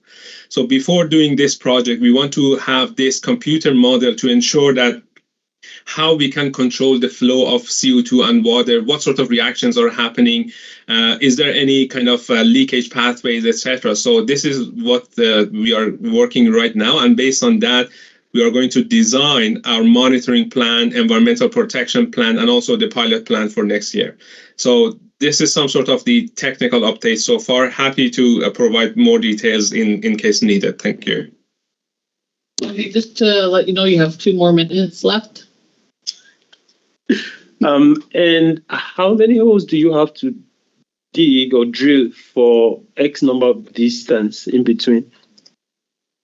So ask that again, please. I'm wondering how many drill holes do you have to drill based on distance, so that we don't trigger seismic activities or something? Seismic, yeah. So if we were drilling much deeper, then I think seismic would be a consideration. Because it's quite shallow, seismic isn't an issue here. It's the seismology is a non-factor, just because it's basically so shallow. But to the point, next year we'll have 3 or 4 different wells. Each well can put down 20 or 30,000 tons a year. So we'll have 3 or 4 different wells. We put down a couple hundred tons. We monitor it. We track it. And this is all part of the drill program. So as we get into it, as we scale up, we make sure the wells, or the injection wells, are properly separated. We can do direction welling as we get better at it, as we kind of get into it and we further understand what the mineralogy, what the geology looks like. There's different ways to both minimize the environmental impact, and this isn't a mine, right? So we're not digging a hole, for lack of a better way to put it. So just as a starting point, the environmental impact is nominal, and to Nada's point, the whole basis of the company is to support the environment. CO2, climate change is the leading issue that faces the world right now. Everybody's looking for solutions to where to put the CO2. I go to conferences all around the world. In the last 5 months, I've been to 8 or 9 of them. And it is all around, where do we put the CO2? How do we get rid of it? How do we accelerate this? How do we meet some of the climate change initiatives that are coming out of the UN, out of Ottawa, out of everywhere? And it's a real problem. It is fundamentally a real issue. The solutions aren't there yet. We think we have the ability to be a small one. And the whole philosophy of the company is, minimizing environmental impact so that we can maximize the environmental benefit of what we're trying to do. Seismology is as close to zero as you can possibly get it. And as we start to drill and kind of figure this out, we'll get better at it. Okay, Scott, we have another question. Robert? Okay. Just, you know that there was just an election in the United States, and the president-elect has basically said, drill, drill, drill. He doesn't care about climate change. So everything that is being done in the U.S. impacts the Canadian, anything that's in the U.S. impacts Canada. So what are you guys going to do when it comes along and says, the hell with you guys? No, in all seriousness, though, do you really think climate, do you really think that this is going to take off, considering you've got a guy like this coming in that says he wants to drill into the ground and get as much as he can out of the ground and destroy the environment? Yeah, so it's a fascinating conversation, and we can kind of go back and forth, and there's all kinds of layers of implication. It's easy to say things. Of course, governing, as you know, is different. Once you get into power, there's a couple of frameworks within the U.S. that probably really impact this, and the biggest one would be the IRA, Inflation Reduction Act, which has been put out, and it's under the Biden administration. It's in the billions that have gone towards projects within across the states to spur jobs, and Trump had come out saying, he's going to look at it. Most of those programs are in Republican states. And so repealing those initiatives, which have been focused on things like what we're talking about here, are going to be very, very difficult. The U.S. wants to sell its natural gas and its fossil fuel to other countries. I was in Japan a few weeks ago. I'm going to London in 2 weeks. I was in Southeast Asia a month ago before that as well. And there are government mandates that are saying we will only buy natural gas, oil and gas that is carbon neutral or net zero. And so, Trump is going to pump. They're going to drill. They're going to produce more. That is bad for the environment. It's perhaps good for the economy, but it's bad for the environment. I think there's a very real argument that putting in CO2 mitigation and CO2 reduction policies and frameworks and technologies into that are going to be both mandated, needed, and required. However, the point is 100% fair. It's fluid. And so how do we work our way through that? What does this look like? There's changing policies in Canada. There's changing administrations in the U.S. Other parts of the world, it's kind of written into stone that they need to be closer to net zero. It is a fluid environment. We have to navigate our way through that. But you do understand, Scott, that when these words are spoken by somebody in such power, it has an impact on governing nations around the world. That includes us.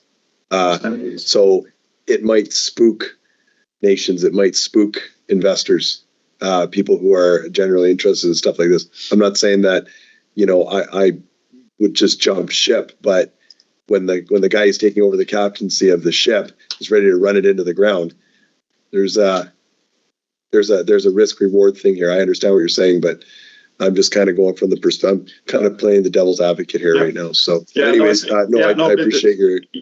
Yeah, I mean, it's totally. So, this is a startup. We have all kinds of issues we're trying to work our way through.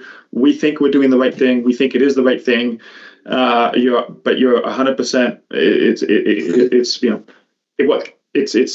It's part of what we're trying to navigate our way through, and it probably got a little muddier last week, and we'll see how this plays out. And we have to kind of. For sure, we have to manage our way through it. Okay, thank you. Unfortunately, your time is up. Thanks for the presentation and all the information. Yeah, thank you. We'll send through the deck just so it's, you have it. If there's any other questions, comments, of course, feel free to reach out. Happy to go back and forth on this and stay in touch on this for sure. And we'll be keeping you posted. The permit. We'd like to submit a draft of our permit in shortly. I'm happy to share that with yourselves as well through the land office and start conversations about ensuring that what we're doing is going to protect the environment and make sure that we reflect Clay's values as we work on your traditional territory. Just one correction. It's Claytley today, not Clay. Sorry. Claytley. If you're going to say that, just say it as Claytley. Thank you. Apologies for that. Thanks, guys. Yeah, no worries. Thank you. And Gbenga is your main contact. Thank you very much for your time. Thank you. Thank you so much. Have a good day. Good afternoon. It is 12:06. We'll break for lunch. Are we going to deal with this real quick?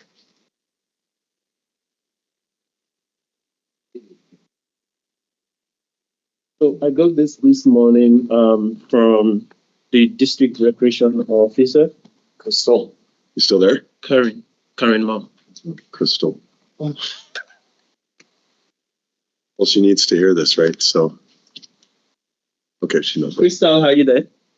She's in and out. She's bouncing between meetings and stuff. So I forwarded it to Council Zone. No, we got quorum. Okay.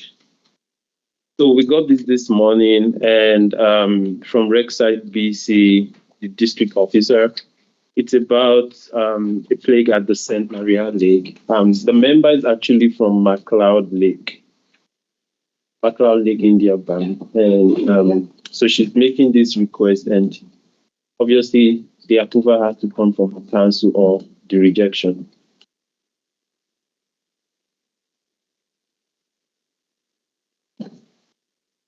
I just want to put a standalone picnic table there. Yeah. With her little plaque on there. Yeah. And they're putting it on there and they're paying for it? That's right. In the email I sent to council, I included the obituary and there's another document. Yeah. as long as they know we're not responsible for it. Oh, absolutely. Like, because the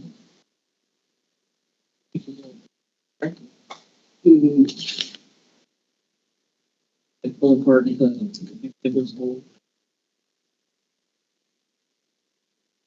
I don't have a problem with it. We don't have a problem with it. Like, I move that we allow this to happen on our territory. Thank you. one mover, second it, all in favor? Lunch, break, whatever. Thank you. And do I have, I know we discussed this briefly, this document, do I have approval to share it with the community? I don't see anything in there that could, I mean, we didn't talk anything about revenue sharing or anything like that. No. We just kind of got into the basics of it. Trying to do the revenue sharing. I didn't include all that information. Yeah. But you took all the information. Thank you. Okay.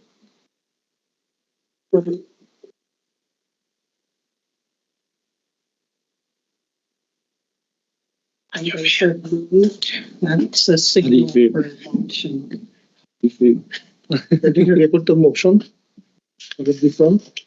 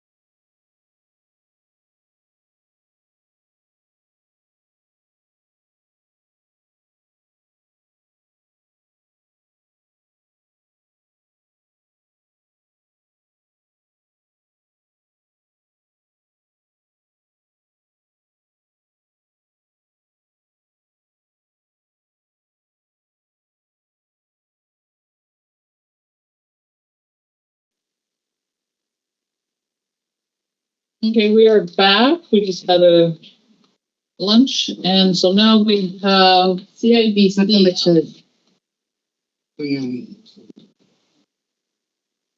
Good afternoon, everyone. Good afternoon. Good to see everyone.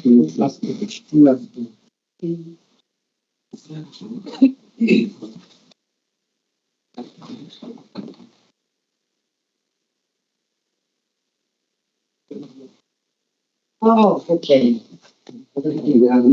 Hi, Robert. Yeah. Oh, it's coffee mug from CIBC. Thanks, I would need one. Yeah. Because I can come empty-handed. The Yeti? Thank you. So you gave me this. Thank you.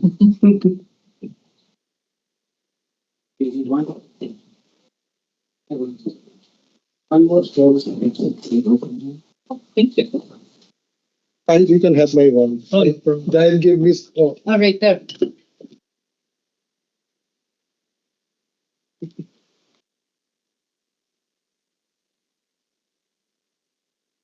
We have these are PowerPoint slide because the first two page I have some more. I have. Thanks, Sam. We are in live with our membership. Okay, yeah. Perfect.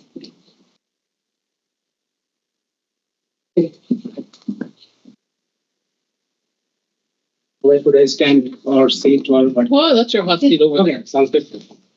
Hi, Crystal, how are you? Hi, Zahid. I'm good. How are you?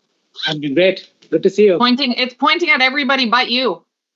Okay.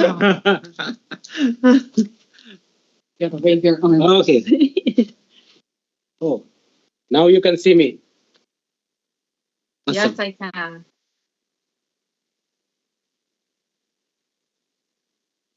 Yeah, thank you for giving me time today to discuss about the Indigenous Housing Loan Program that CIBC recently set up. It will be mostly, you can ask me a lot of questions about how this program works. This is not a government program. This is something CIBC came up for on-reserve housing. Okay, just a new program. Pilot project is still going on. So off reserve.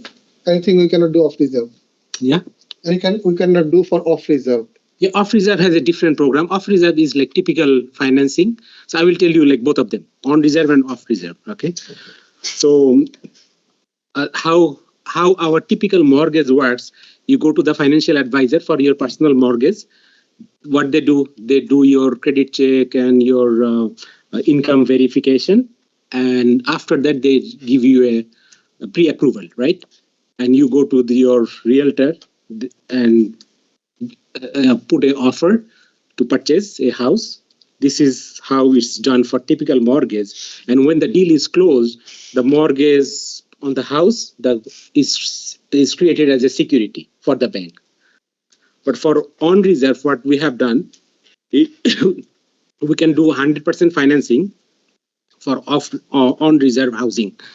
So you will come to the bank, same process. We'll give you that credit check and your income verification. Is it for the bandit or the band member? Anyone who will build a house in the on reserve. Okay. The same band member. Yeah. So because there will be no mortgage charge created on that house, right? So what it has to be done is what's exactly the same like your typical mortgage. You will get 25 years repayment, fixed rate, variable rate option, and the rate is not even like same rate. There will be no variation with your typical mortgage, or whether it's on reserve or off reserve. Only difference is for your typical mortgage, if your primary house, you can put 5% down payment and 95% mortgage you can get from the bank. If it's a secondary house, then you have to put 20% down payment and 80% for your typical mortgage. But for on reserve, bank can finance 100%. Why? Because there is no other option for you, for the bank, because these houses are not built on reserve. These houses will be built, right? In construction, there will be lot allocated to the band member, and then they will build the house gradually. It might take 4 months, 6 months. Okay, so it has to be a new build only. Is it new builds, or you can, like, say if you want to get a tiny home or something like that, so I can apply, like I don't live on the reserve, I live in town, but I own a home. So say, for example, I sell my house, I want to move out to the reserve. Yeah. I can apply for this program. 100% financing. And I'll get 100% financing. Yes.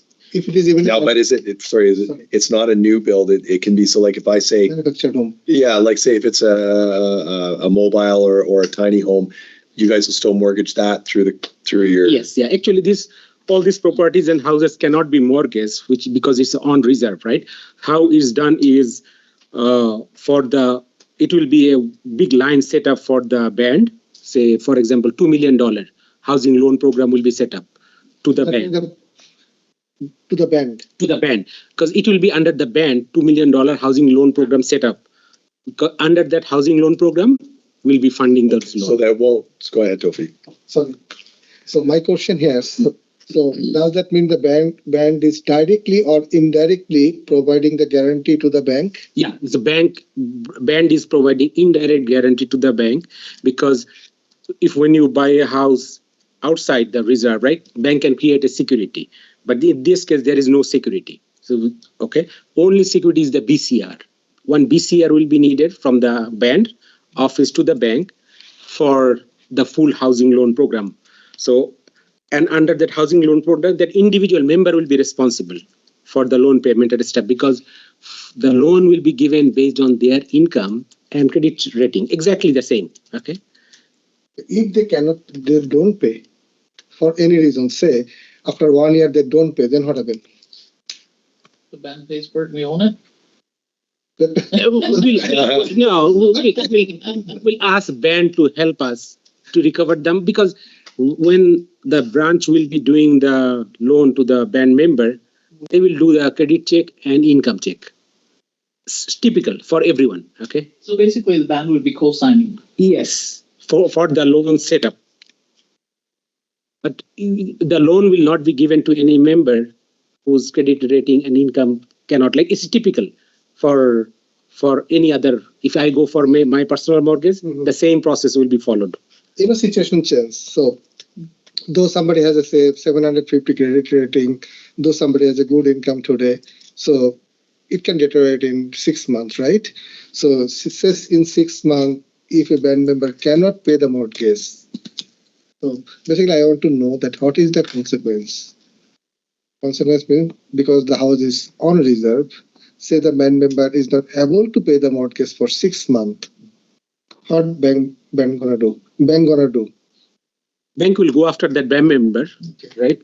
Because if it's a normal process, but bank, because it's co-signed by the band under the BCR, bank will reach to the band, because bank not only see the band member, his personal credit rating and income, bank is also comfortable with the band, right? Because that's the reason. What would be the content of the BCR? What we are authorizing the bank, CIBC? What would be the content in the BCR? Yeah, that detail we can provide to you, but it will be to set up the loan facility. Okay, so it's at the end of the day, we have to come to the bank for the help in case someone is defaulting, right?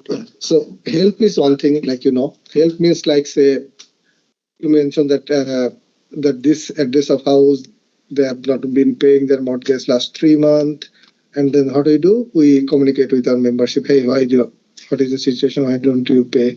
And say we heard from the member, I don't have any job now. How can I pay my mortgage? So we get this communication. We communicate you back that the household confirm us that they don't have any job. So this is the communication.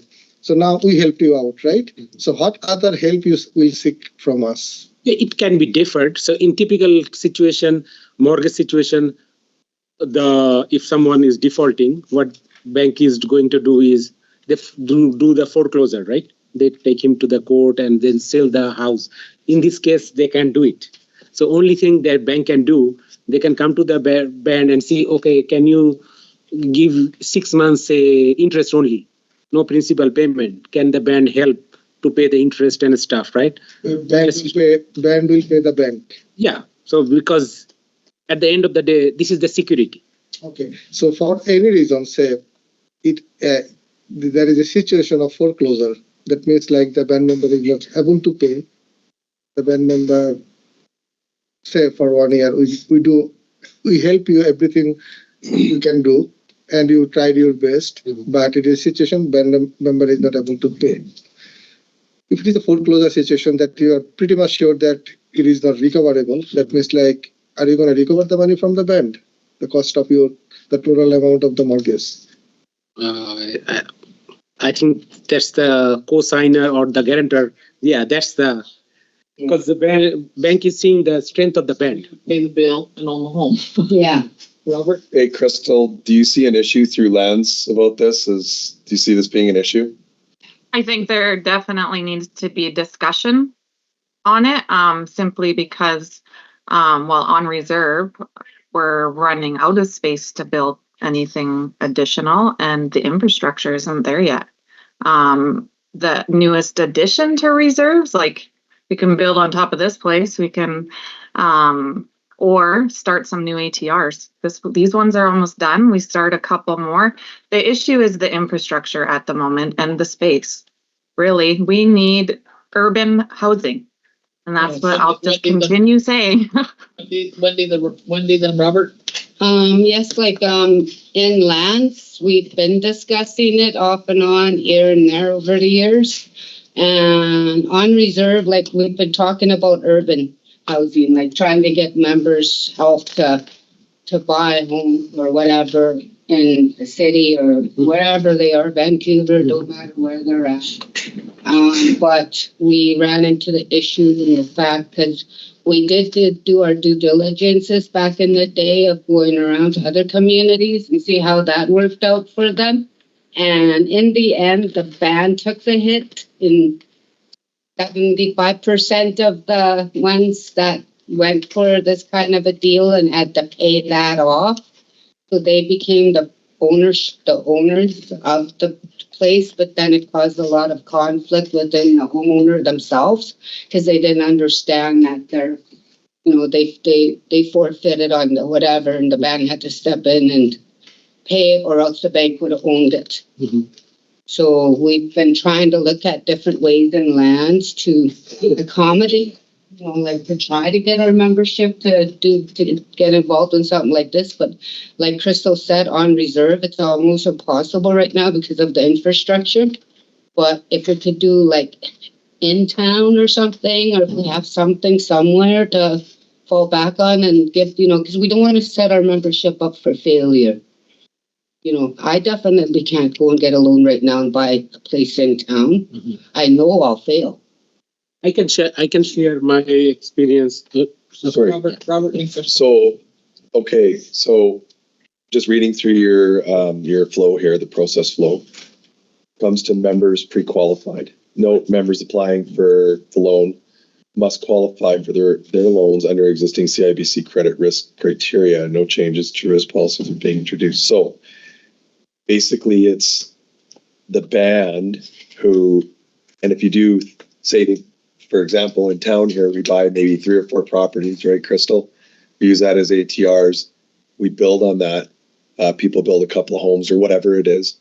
Now they have the infrastructure there. They have to meet the criteria that you guys are laying out, the member does, in order to qualify for the loan. That's what you're saying, right? Yeah, this program is actually for the on reserve. But yeah. So right, but that's what I'm saying. If we buy properties here in town and we have it put as addition to reserve lands, it becomes reserve land. Yeah. So we can technically build, it would be a reserve right in the city of Prince George. We can build houses, townhouses, or whatever it is. And then that way we can get that 2 million. But every member has to qualify under your program. So that's it sounds like we're co-signing as the leadership or as governance for the band, but the member has to qualify no matter what. So tomorrow, say if this thing was in existence, I could technically go if we had an ATR here, and I could go and get qualified right away. And the band would back me up if they had a BCR that said all this. It sounds really easy, but it sounds really hard because it has to be set up properly. Yeah. So only thing. Sorry. Crystal had a.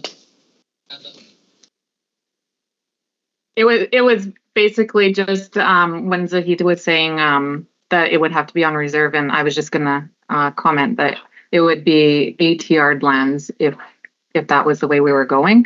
The ATR process is it's still a long process. They say it's sped up. There was an amendment recommended at the last AGM in Halifax, and that was to take the provincial government out of the ATR process, so it would just be the nations. It would speed the process up huge, but it's not passed as of yet. It's still in progress, and yeah, because right now we're looking still. What is it? This place has been almost 5 years, and it's going to be done. But we're a land code ban. They say that they are expediting. So we would just see. I think we need to submit some more ATRs. We're almost done the ones we're at, and then go from there.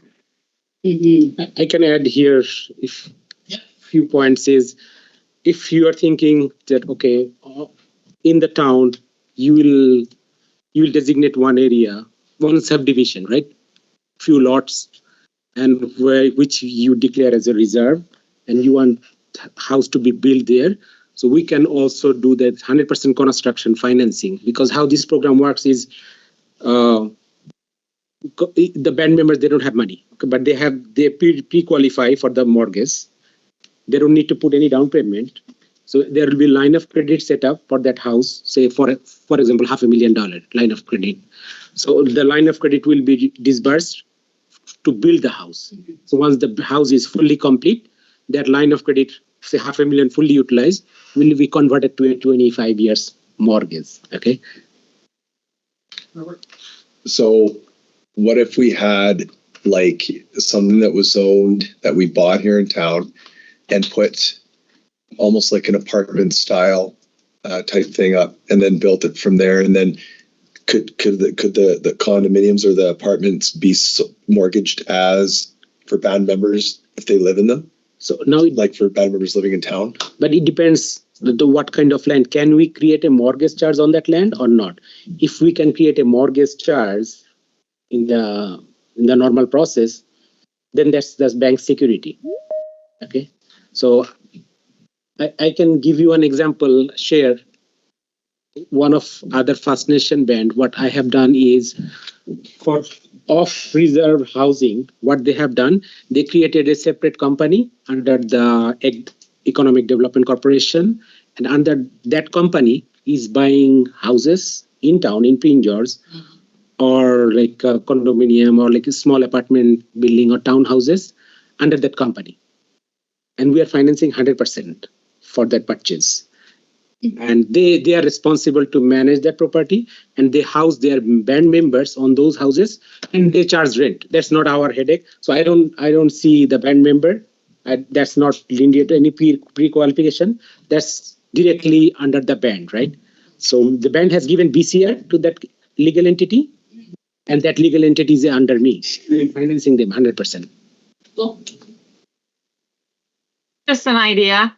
We just like Zahid was just saying, we purchase a chunk of property, build some condos. It can be used as economic development. I mean, there's a housing shortage. We can make money off of half of them and use the other for urban housing, and that pays for itself. Yeah. Okay, it is 1:53. I'm just going to pass the chair over to Crystal now as we've rearranged, and I will be back as soon as we're done. We need a motion for that. Hey, motion to pass the chair. We already did it. Yeah, no, we're good. We're all good, Joe. Sorry, everybody, if I don't see any hands, just because it's cutting out the screen every once in a while, just holler at me, though, okay? Because I'll see half of you, and then the other half get cut off. So, yeah, if I don't see you, just yell. So for that First Nation band, they have been doing this for last 6-7 years, and now they build a lot of property under that company and a lot of equity. Then they kept on buying and selling houses in town under that company because they buy at low, and sometimes when the property value is always going up, right? They sell few houses. I know who you're talking about. And I see Tofik is waving his arm. Yeah. So, Zahid, now my question is like, say, we talked about the 8-year addition to reserve. That means, like, for your information, for this building and the House of Ancestor, it is in final 8-year process. That means, like, these two property will be addition to reserve under territorial land code. That means it is reserve, right? So, say we buy a property, vacant land, or a existing apartment building, say 4 or 5 story apartment building, and we apply for the 8-year. Will that, so say with it is an existing apartment building with say 20 units there.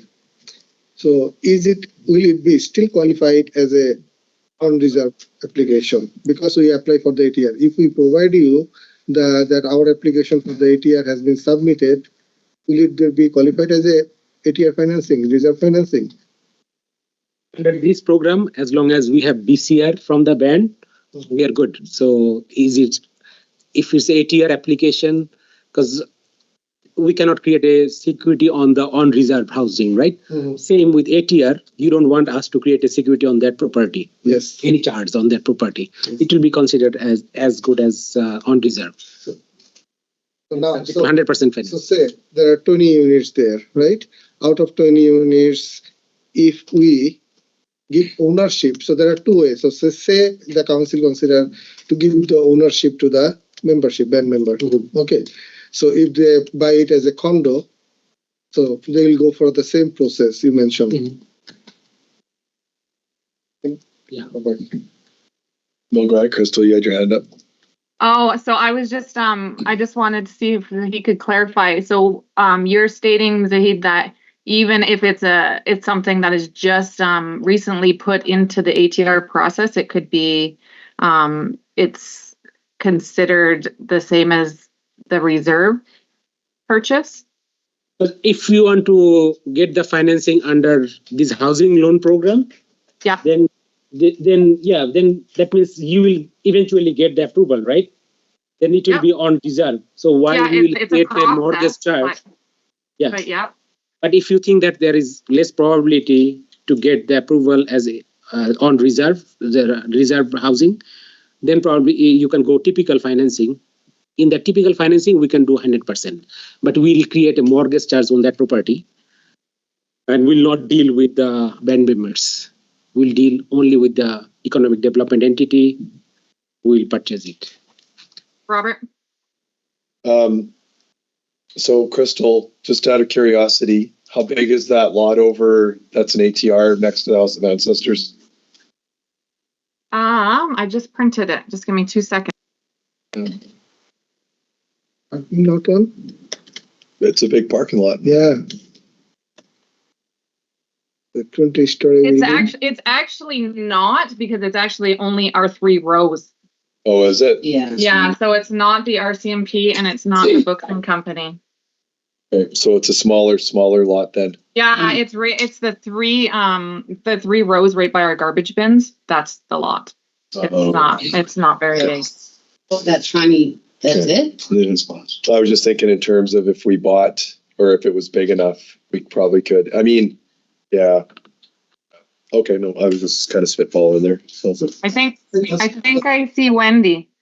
Wendy, and then so with this deal with the band membership thing, like what you were saying is that if, like, say the band, like the nation, wants to buy a piece of property and we want to build a bunch of like apartments or whatever, would you fund that? Like, would you allow us to get the funding for it, even if it's not ATR'd yet? Yeah, so that will be our typical loan program. Yeah. So we'll do 100% financing.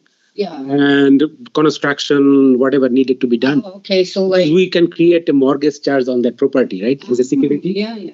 Because it's in the city. So if we wanted to buy a piece of property that's big enough to put, say, 40 units on it, Yes. then you'd fund us to go from ground up? Yeah. Okay. I think Tofik is next. Yeah. Yeah. Mhm. But in that case, we'll not deal with those individual tenant or the, Exactly. yeah. We'll deal with that economic development entity itself. The company. Usually I have seen like other bands, they created a separate company only to deal with the land and building and stuff, right? Because if you put tenant there, the tenant can take you to the court or something. There can be a lot of things, right, happening. So they don't want to be part of the band, separate entity. Like a limited partnership. Yeah, Is what you're limited saying, partnership. Yeah. Well, you got my attention. Yeah. I know, eh? Absolutely. Any other question for? No? Yeah, it's interesting. Tofik, I thought I seen you waving your arm. Was I just seeing No, things? I think like I'm good.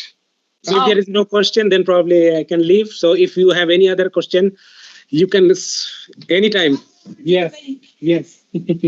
And rush. Awesome. Thank you. Thanks, Zahid.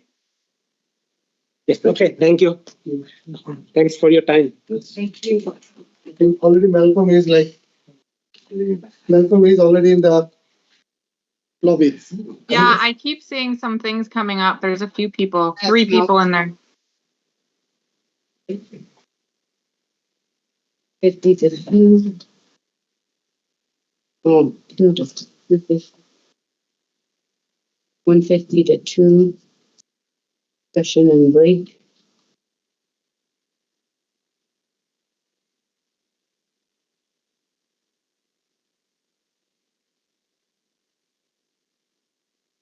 So are we going to go ahead with the break before we move forward? There is a break scheduled for right now. After Zahid's presentation, there was a discussion and health break. So what do you guys feel? Are they all ready to go in the room? I see 3 people waiting. You guys just want to bash through it? And this is an in-camera session, right? Yeah, this one is in camera. Adam, can you put us back in camera? And viewers, we will be back at, it looks like 2:50. Yeah, 2:50. Yeah, 2:50.